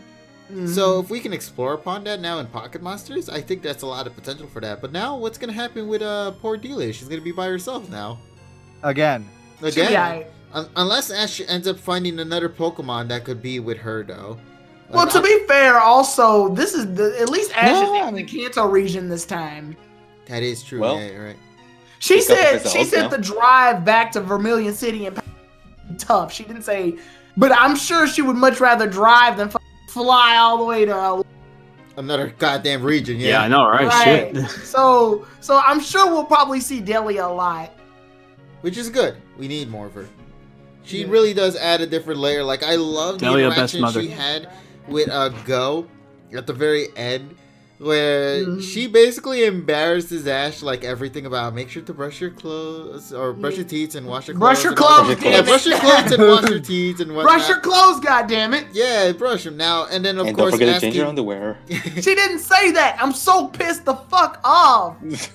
I think she was gonna say that, but Ash cut him off. Though, so- Okay. You already know. Now let's talk about the meat and potatoes of this freaking episode. That's Lugia, because freaking Lugia is amazing. Oh yeah, I The agree with you on that sequences, one. oh my god. Yeah, it's a Animation-wise, beautiful. it was It's beautiful. really. Yeah, I say it's really beautiful. I will say though, it eats up time that could have been spent. But Like, I with- think with Ash and the others. Well, the reason that could be the case because Lugia might be the transportation, or could play this huge role for the Pokemon series. So I think that's why they. Yeah, I think that's why they I mean, did it. I wanna say that too, but then he just leaves. Like, all right, bye, y'all. Yeah, but See ya. Yeah, I mean, he I don't dips have- them I in don't have any- somewhere in Kanto. Somewhere in Kanto, right? yeah, but no, personally, I don't really have much of an issue. I don't really have an issue with that. I still think the Lugia segment was still a pretty a memorable one for this series so far. Yeah, first of all, it introduces Satoshi and Go together, which the reactions priceless. Yeah, exactly. Look, see, Tyrone, look, if it hadn't been for Lugia, Ash and God would have met. Look at that. Yeah. Yep. Yeah, so Lugia is a pivotal point in this series, and I hope Lugia gets the opportunity to kind of reappear later down the road, because it would be weird to do this one and done deal with Lugia, you know? Right. No, and it's not Right. going to be. Yes. No. So we know things are going to happen. We just don't know to what extent Lugia is going to contribute to with this series. Now, there is one key thing, though, we need to talk about regarding Lugia. And Go ahead. I had no idea what the hell they're going to do with this storyline now because of one particular line. And that line that up. was said by, of all characters, Lugia. Sounds like Lugia telepathy. actually spoke in this episode. Let's go. Now, here's the thing, though. Here we, it's- no, it was here we go. Yeah, Here Here we Here go. we go. And- Ikizo- that was what Lugia said, right? Here we go, or something like that? Yeah, He yeah, said it to yeah. Here we go. Ash. Yeah, Yeah, now he here's the said- thing. He said, Ikizo. Now, here's the thing, though. Apparently, at the end of the episode, Ash was the only one who was able to pick up on that. Go at all and didn't get a chance to even hear any of that. Only Ash did. So I'm wondering if that's gonna be the theme that Ash is gonna be going throughout the series. It's only kind of Ash- weird to give him powers to listen to Pokemon talk at this late. in the Well, game. it's actually movie canon now, so Well, I mean, Ash is the Get champion now. off. He's basically God at this point. He could yeah, communicate with Pokemon. exactly. His aura is activating I don't again, know. guys. I felt like that was more of an end thing. Like, I don't know, Ash getting it so weirdly and late in his lifespan. He's still Just 10. What do you mean weirdly late? Well, His lifespan. I'm so talking sad. about Lifespan of all the one shit. day. That I'm talking about all the shit he's been through. Now he can listen to Pokemon. Okay, whatever. I'm telling you, it's because he's a champion now. Yeah. Yeah, that's dumb. That's dumb. There's no other way around it. That's Also, you stupid. gotta realize, when was the last time Ash even interacted with a Lugia anime-wise? Long time ago, 2001. 2001. Exactly. So Yep. things have changed since his last time in Johto, I want to say. Yeah. And clearly it's not the same Lugia, but still, Of just course not.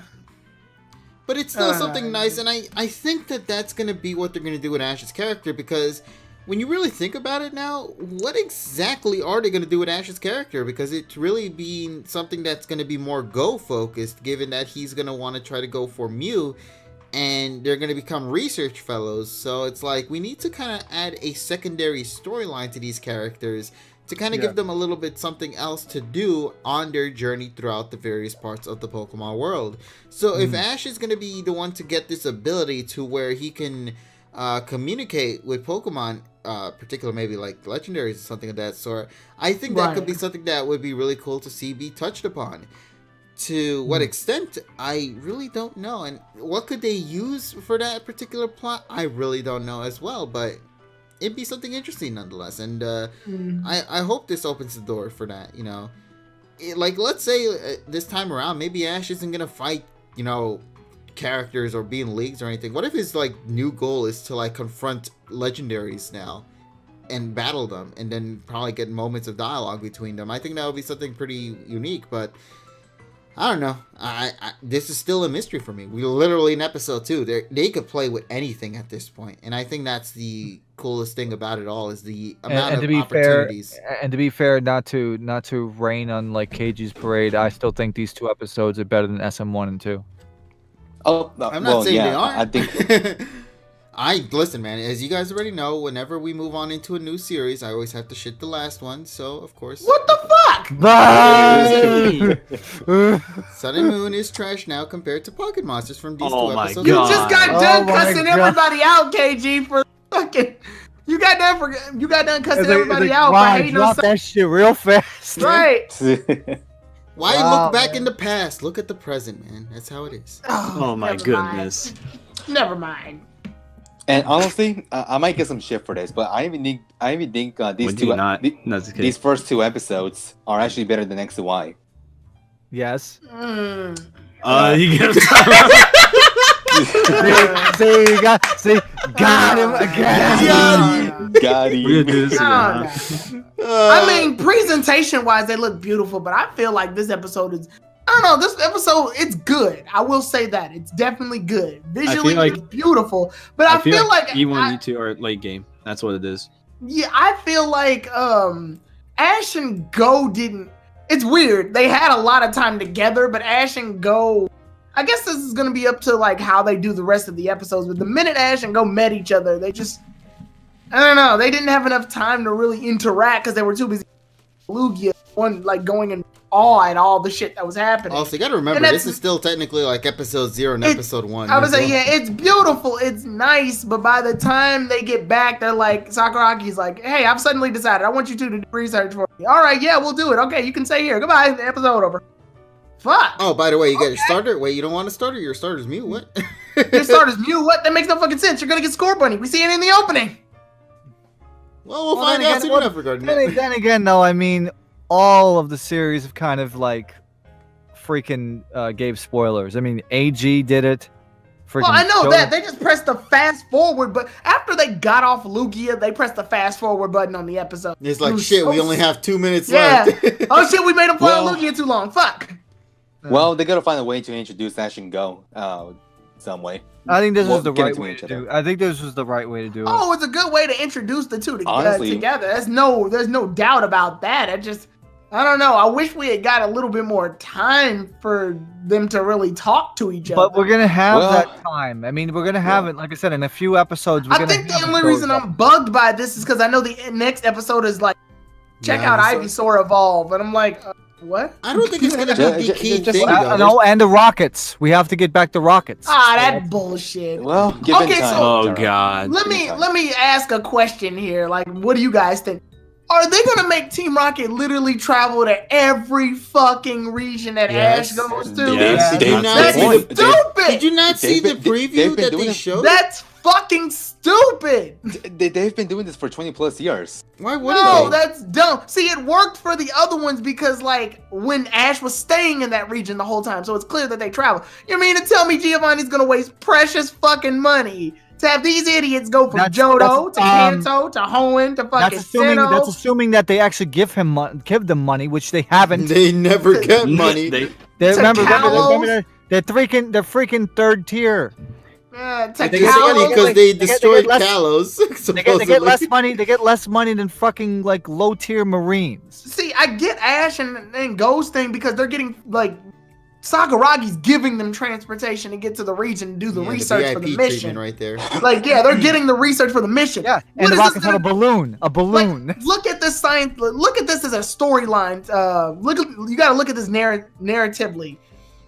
Jesse, what is Jesse James and Meow gonna do? Oh shit, the twerp went to Johto. Let's go. Oh shit, he went back to Hoenn. Oh shit, he went to Sinnoh. Oh shit, it just feels muffly and muddy and nasty. It just doesn't work for me. What if 'Cause that- instead? What if instead? When they were though- chasing Ash and the others in the region, it was okay because they were everywhere Ash went, Team Rocket was slowly behind. But here, it's gonna be a mess. Well, Tyrone, and here you're still watching this series.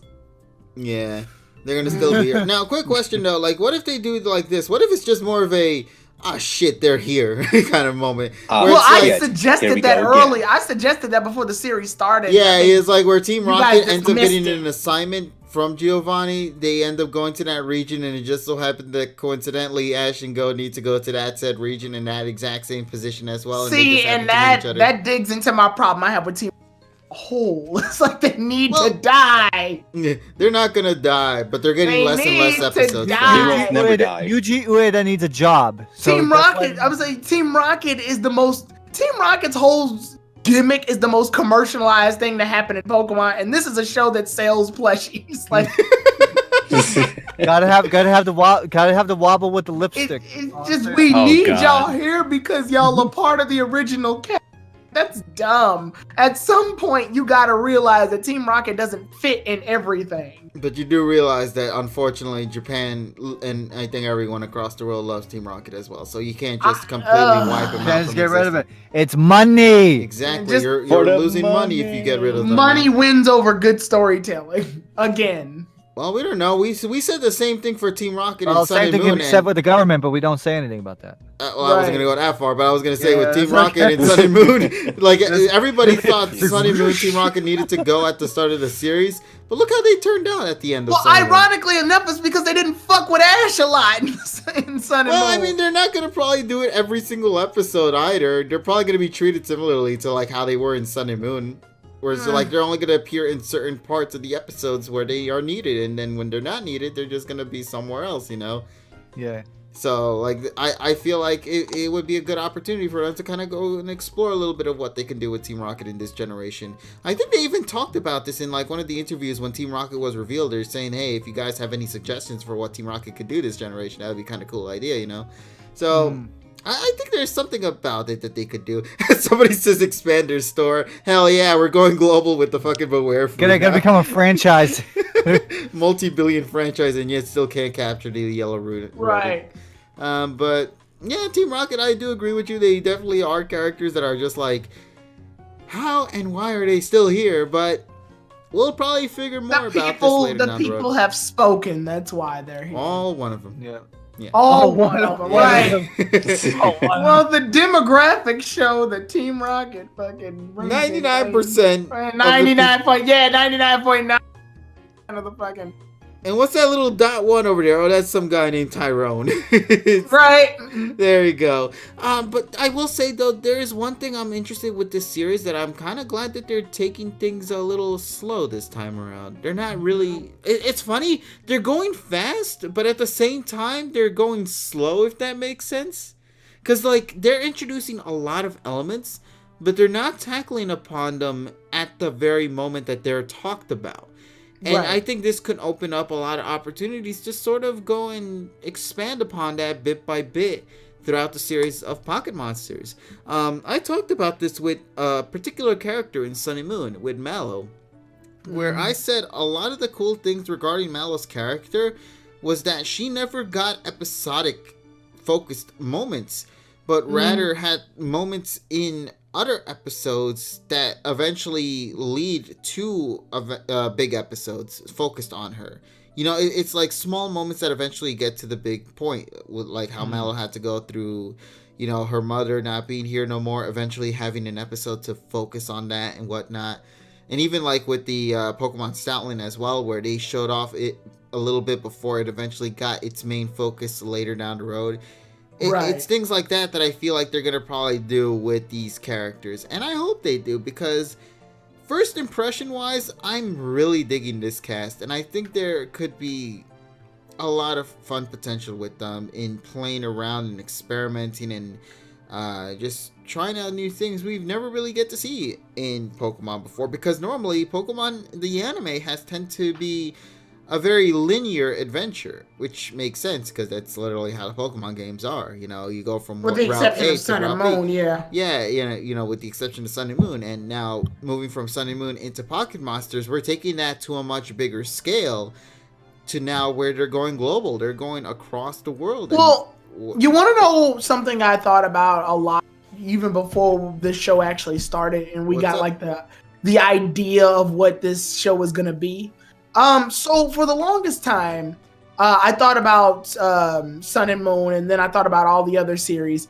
And this series clearly is doing a thing where the one thing people saw in Sun and Moon was that Sun and Moon was a very open series. It didn't hesitate to let you know, hey, we're not gonna be very linear this time. Ash can chill out, he can have fun. He's in Alola. He's chilling in Alola. The thing about that is though is that deterred away from a lot of people, myself included, because the show wasn't focused.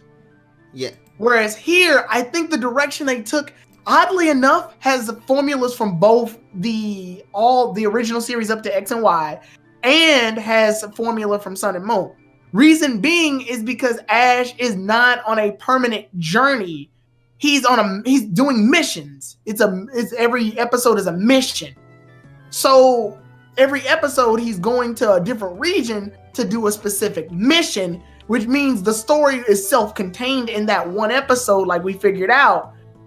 And in addition to that, he is going to be completing the objective while he's in that region. So it oddly enough found a way to be open and linear at the same time. You know what would be really good if they could do this? What? Add something that carries over throughout future episodes. Like, add a plot line that won't really be, something that they'll tackle upon until far later into the series. Like, let's say they get introduced to a certain particular threat or something that might not be relevant at the moment now, but could be something of a bigger deal moving forward. Because, like, people mentioned the Mew plot line. We need to really start addressing that one, because that's literally Go's whole thing. And I think we're going to get that in the Go episode in episode 9, was it? Or something like that. So, I'm hoping that they start branching things out to really open up a lot of discussion and debate. Because I think that was the one thing Sun and Moon lacked that other series nailed right. They introduced a lot of cool elements that made fans speculate and theorize in the direction of the series and where it's going to go forward from there, Like with X and Y, when we get like... By the way, episode 9 is Ho-Ho. Oh, okay. You're probably talking about episode 6, which is him and Mew. And also, capturing all the Pokemon and whatnot, right. Stuff like that. Just want to add that correction. Thank you for that. Now, to go back to what I was saying, I would really love for them to, just kind of explore on these kind of things, to just really branch it out and have fun with it. And I hope they do. I think there's a lot of potential with it, Right. But outside of that, though, I have not much more to say regarding this episode. I guess the other thing I could probably bring up is the music. What do you guys think about the music this time around? I love the wild battle theme already in the game. It sounds so good. So when I heard the wild battle theme in the anime, shit!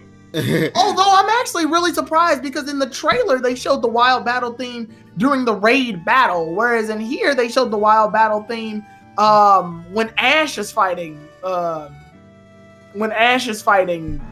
Lugia by himself. Yeah. Now, this is common that they've done in past trailers, because I believe for the episode when Ash was going up against Tapu Koko in the finale, they had Type Wild play in the background, but it was actually a different part of Type Wild that was playing at that moment instead of the other segment. So it was a little, it's something that they've done before in the past. It's no surprise there, but I do agree with you, and I'm kind of glad that they kept it for Ash, because I think Ash deserved that one, honestly.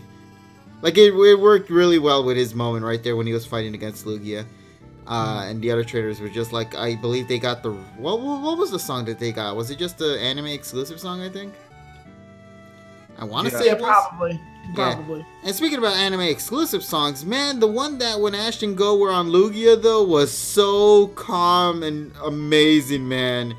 I loved it. I absolutely love that moment, because it feels so, and I know this is so dumb to say, but it's going to be something that I'm pretty confident fans are going to keep saying over and over again, so allow me to also add to that.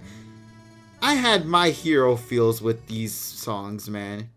Okay, people that say that, you have to remember, we have to look at it from the perspective of the composer, not this perspective of the series that he also does. It's like you have to get out of that stigma that it's Hayashi's music. Yeah. Yeah. It's his style of music. No, but It's I'm not- saying Yeah, because and, like, go on. No, I'll let you finish up. Go ahead. Oh, it's more like you know, I know it's weird, and I unfortunately is gonna be stuck with that for a while until we get adjusted to it. I mean, we literally been stuck with Miyazaki for 20 plus years now, so it's very, it's hard to just suddenly change so quickly. But with the recent season of My Hero Academia, you know, just coming out, and him, of course, composing music for that one, and that already carrying over into Pocket Monsters, it's going to be something that many fans are going to compare and contrast a lot on, because it is his work, you know. And I'm going to probably be on that for a little bit, you know. I'm just going to give you guys that heads up.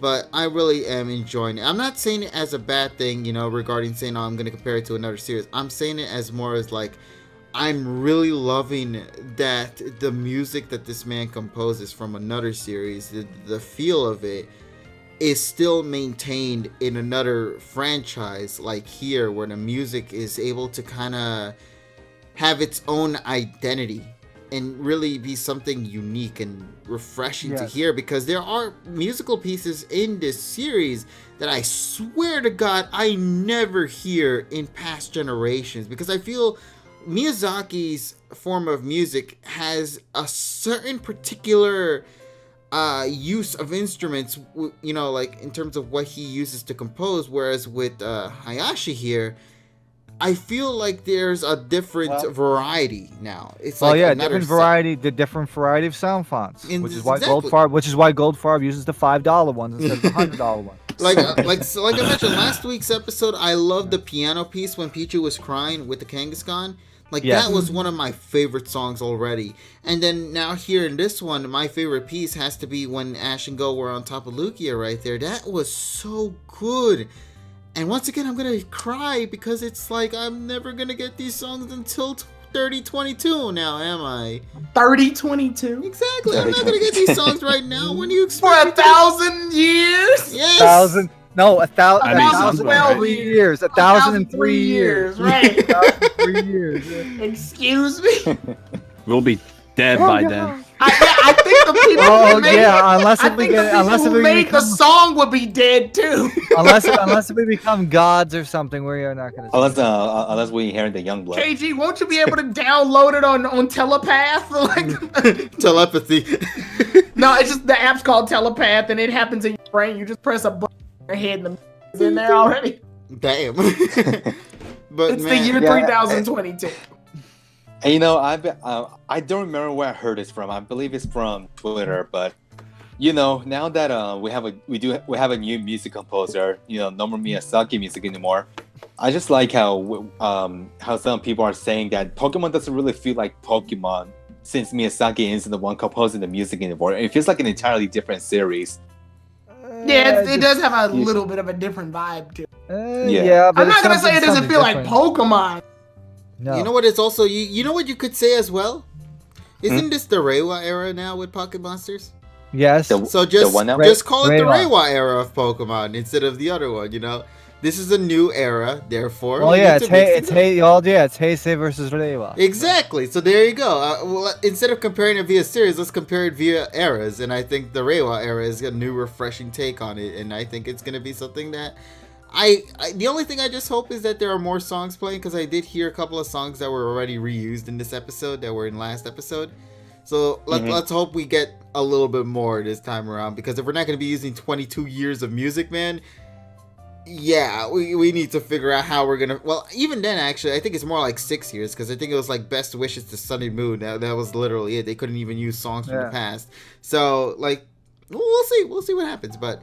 Also again we have the thing credited to TV Tokyo Music and not Sony. So please, dear God, let this be a sign. I don't care if we get official subbing. At least give us the goddamn OST then. One thing or the other, please. Thank you. Yeah. So hopefully hopefully the licensing shit with the music will be much better. Do you think, I mentioned this before, do you think it might be because or maybe it's just the new Rio era, that's why they're trying out new things, who knows? Well, I mean, because, Hayashi probably has his own thing with TV Tokyo because, of course, probably had the agreement. Now, with that being said, though, I wonder what's next now for this series. There's a lot of open opportunities that Next week is Ivysaur. I mean, the Bulbasaur line. Okay, now here's the thing. I thank you for bringing that up, Richie. I'm really glad you brought that up because I almost forgot to bring this up. Mm-hmm. Next week's episode will make it or break it for me for one thing only. Damn. And I think everybody will know about what I'm talking about. Ash's Bulbasaur? And not just Ash's Bulbasaur, but rather continuity as a whole. Mm-hmm. Because it's literally following a theme we've already seen before. I mean, hell, it's literally about a breed of Bulbasaur lines right there and funny enough, there's only just Ivysaurs there. The Bulbasaur Garden, the one we've had back in the OS series. If you were able to give us a nice little reference to the Poliwag Pencil Sharpener, to the Alola League Trophy, to all that kind of good stuff, please give us references to some things that I'm pretty confident fans that have been there for 20 plus years will get, because that would be such a nice little nod right there. And really pay respects to everything Pokemon that has been present since the very beginning to where we are at right now. Something, please, just anything. I know we're disappointed that we didn't get to see XY Ash or Sunny Moon Ash in the Pocket Monsters art style like it was in the manga, but at least give us like this whole Bulbasaur thing. That would be really cool to see. I would love to see Ash's Bulbasaur at least make an appearance here too, of some form. Yeah, that'd be really nice. Yeah, but I feel like I when I say make it or break it, I'm talking about references or continuity-wise stuff. Because if this episode doesn't do it, then I'm pretty confident that episodes moving forward are not going to probably do it. We're jumping kind of fast in order to get that done immediately. No, but it's like, we're literally going to also be getting that Piplup and Krogan episode, if you remember, as well. Yeah. Which is... I think now part of me wants to tell myself, I think what they're going to try to do is get Ash and Go's relationship going first. And then they'll start squeezing in other characters. Or maybe not squeezing in other characters, but referencing. Koharu's still up in the air on whether or not she even wants to engage in this shit. Oh, she doesn't. She wants to be not far really. Away from like the show is really like trying to baby step Koharu in, which is fine. Because I think what they're doing almost the Serena, right? Where they keep her away from the plot, or they don't have her interact with the heroes that much until it's her time. Because really, all she does here, what does she do? She just gives Go some homework and thankfully she goes to school. She goes to school. She goes to school. She gets Go the homework, and she's daughter to Sakuragi. But that's about it. And we knew some of that since episode 0. Yeah, because they talked a little bit about it then. Right. Okay, if we're not going to do that, at least let's see her friends. She has friends outside of Go. So let's explore their character, too. I would like to see moments where they could just, go... Maybe if Koharu is not going to be with the main gang, at least have Koharu hang out with her friends and make episodes out of that as well. Because it would be nice to see it from her perspective of how she is as a character and how she differs from Ash and Go, who are much more energetic.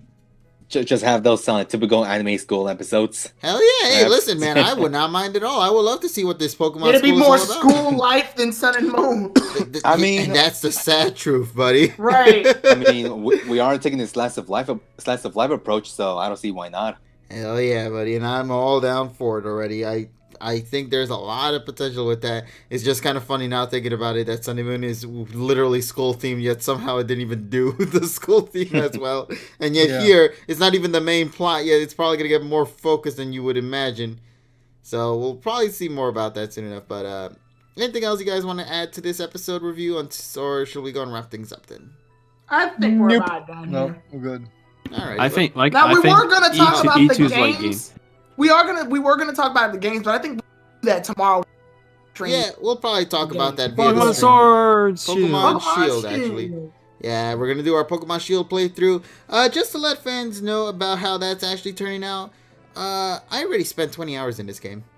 and he hasn't even gotten the first badge. Yeah, I already That's the got silly my. part. I'm almost pretty much at my first level 100 Pokemon, this guys. game, man, this game it's great. You know, I still Hotel say, DK. All they really need to do is fix the fucking online. But outside all they can do of is that, fix the online. But it's like, you know, people will still shit on this game, until the end of time. And And I don't that's think why I we're said gonna don't get tell a- DK. Okay, now just to clarify, folks, I have been doing raid battles. I've been doing a lot of 5-star raid battles. I've been leveling up my Pokemon up to level 100 and all that. However, the key thing to note about that is that is my secondary team. My main team, the one we ended things off for the last part, is still at the same level it once was before. So it is not going to be OP blast through the entire game. No, we're going to challenge ourselves in the main storyline. But when I want to have some fun doing raid battles, of course I want to be on equal levels compared to everybody here so we can have a good challenge in capturing Pokemon, you know.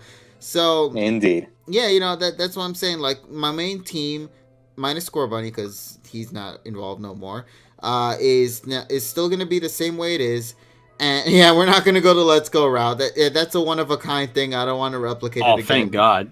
yeah, we can't replicate something again. That's just going to be repetitive. We got to do something a little different, okay? And it's only fair for us to do it here with Galar. And I'm curious to see what else I can do in this game that I couldn't do in past ones. So we'll find out soon enough tomorrow in our playthrough of the Pokemon Shield session. So I hope you guys will join us then. It's going to be a lot of fun. We had a lot of fun with the first session already as is.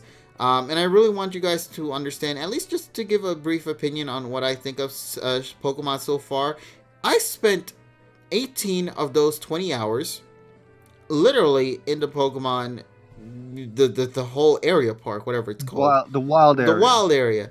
yeah. 18 hours I've spent in that park, man. And He's had to go through without a bike, without anything to go fast or anything like that. Yeah. So I have to say, I give him lots of credit for doing that. It's so fun, and the only reason why it's so fun is because of who I'm with. When I hang out with friends and hear, you know, family and all that, we have a good time, and it is so fun to like. I don't understand. Okay. And be honest, I don't understand why people are shitting on this game when the fucking online, the raid battles are one of the best things that they fucking did with the whole series. Well, those are probably the people who haven't even bought the Especially game. if you communicate with your friends. Oh my god. Yes. It is so great. Now, another thing I will say as well, and I'm pretty confident other people can say this as well, this is the first time in a very long time in a Pokemon series I've lost. You know what I mean? In what way? Raid battles. What do you mean? You can lose in raid battles. Well, yeah. I've never lost Did- in like Pokemon battles of any sort before. This is the first time I've ever lost to a Pokemon battle like this because it is so complex. You really have to coordinate with your group. I mean, there was one instance. But it's good though. Yeah, there was one instance where it took us 7 attempts to get a 5-star Hitmonchan. Yeah. Really? We got You know, lucky with that because these- of stupid Yeah, mud we- slap. Yeah, man. I we caught had mine some in the hard first try. fights. Yeah, you know. 7 attempts. Yeah. Like TSS mentioned before, this game is not afraid to kick your ass, and of Yes. course these raid battles. I've been hearing things about it. You know, They're really fun. They're really fun, but at the same And they're time really challenging. tough. Which also, The 4 and which also 5-star adds- ones are really fucking tough. which also But they're adds to very the fun. rewarding at the end. Yes, indeed. Yeah, so overall, a fun experience, man. If you do it with your friends or family, you will get a good time with it because you have to coordinate with each other. You have to work together, know who's going first, what's going next, and survive. Yeah, see, it's not simple strategy. Unlike regular Pokemon battles, you really had to plan things out this time around. Yeah, because you can actually lose. I mean, sure, you'll still get the opportunity to retry that said raid battle again. And if you lose, you'll look like Go right there. Yeah, basically. Let's see. Yikes, dude. Oh, shit. When you realize you're the one responsible for losing the whole thing. That's the face right there. It's like the face of a person who fucked up miserably. Yeah, indeed, man. Disgraceful. It reminds me of that face when you see your friend decides to use the Dynamax form on a Magikarp, pretty much how it is, against the Jesus. Charizard, which I did see somebody do. So, server maintenance is starting up for Sword and Shield right now, apparently, so. Good. Good. That's literally the thing I said needed to be I worked feel like on. they're gonna patch out a certain thing that I'm so sad I didn't get to try out. But whatever, that's fine. As long as nobody else can do it no more, then that's good with me too. Okay.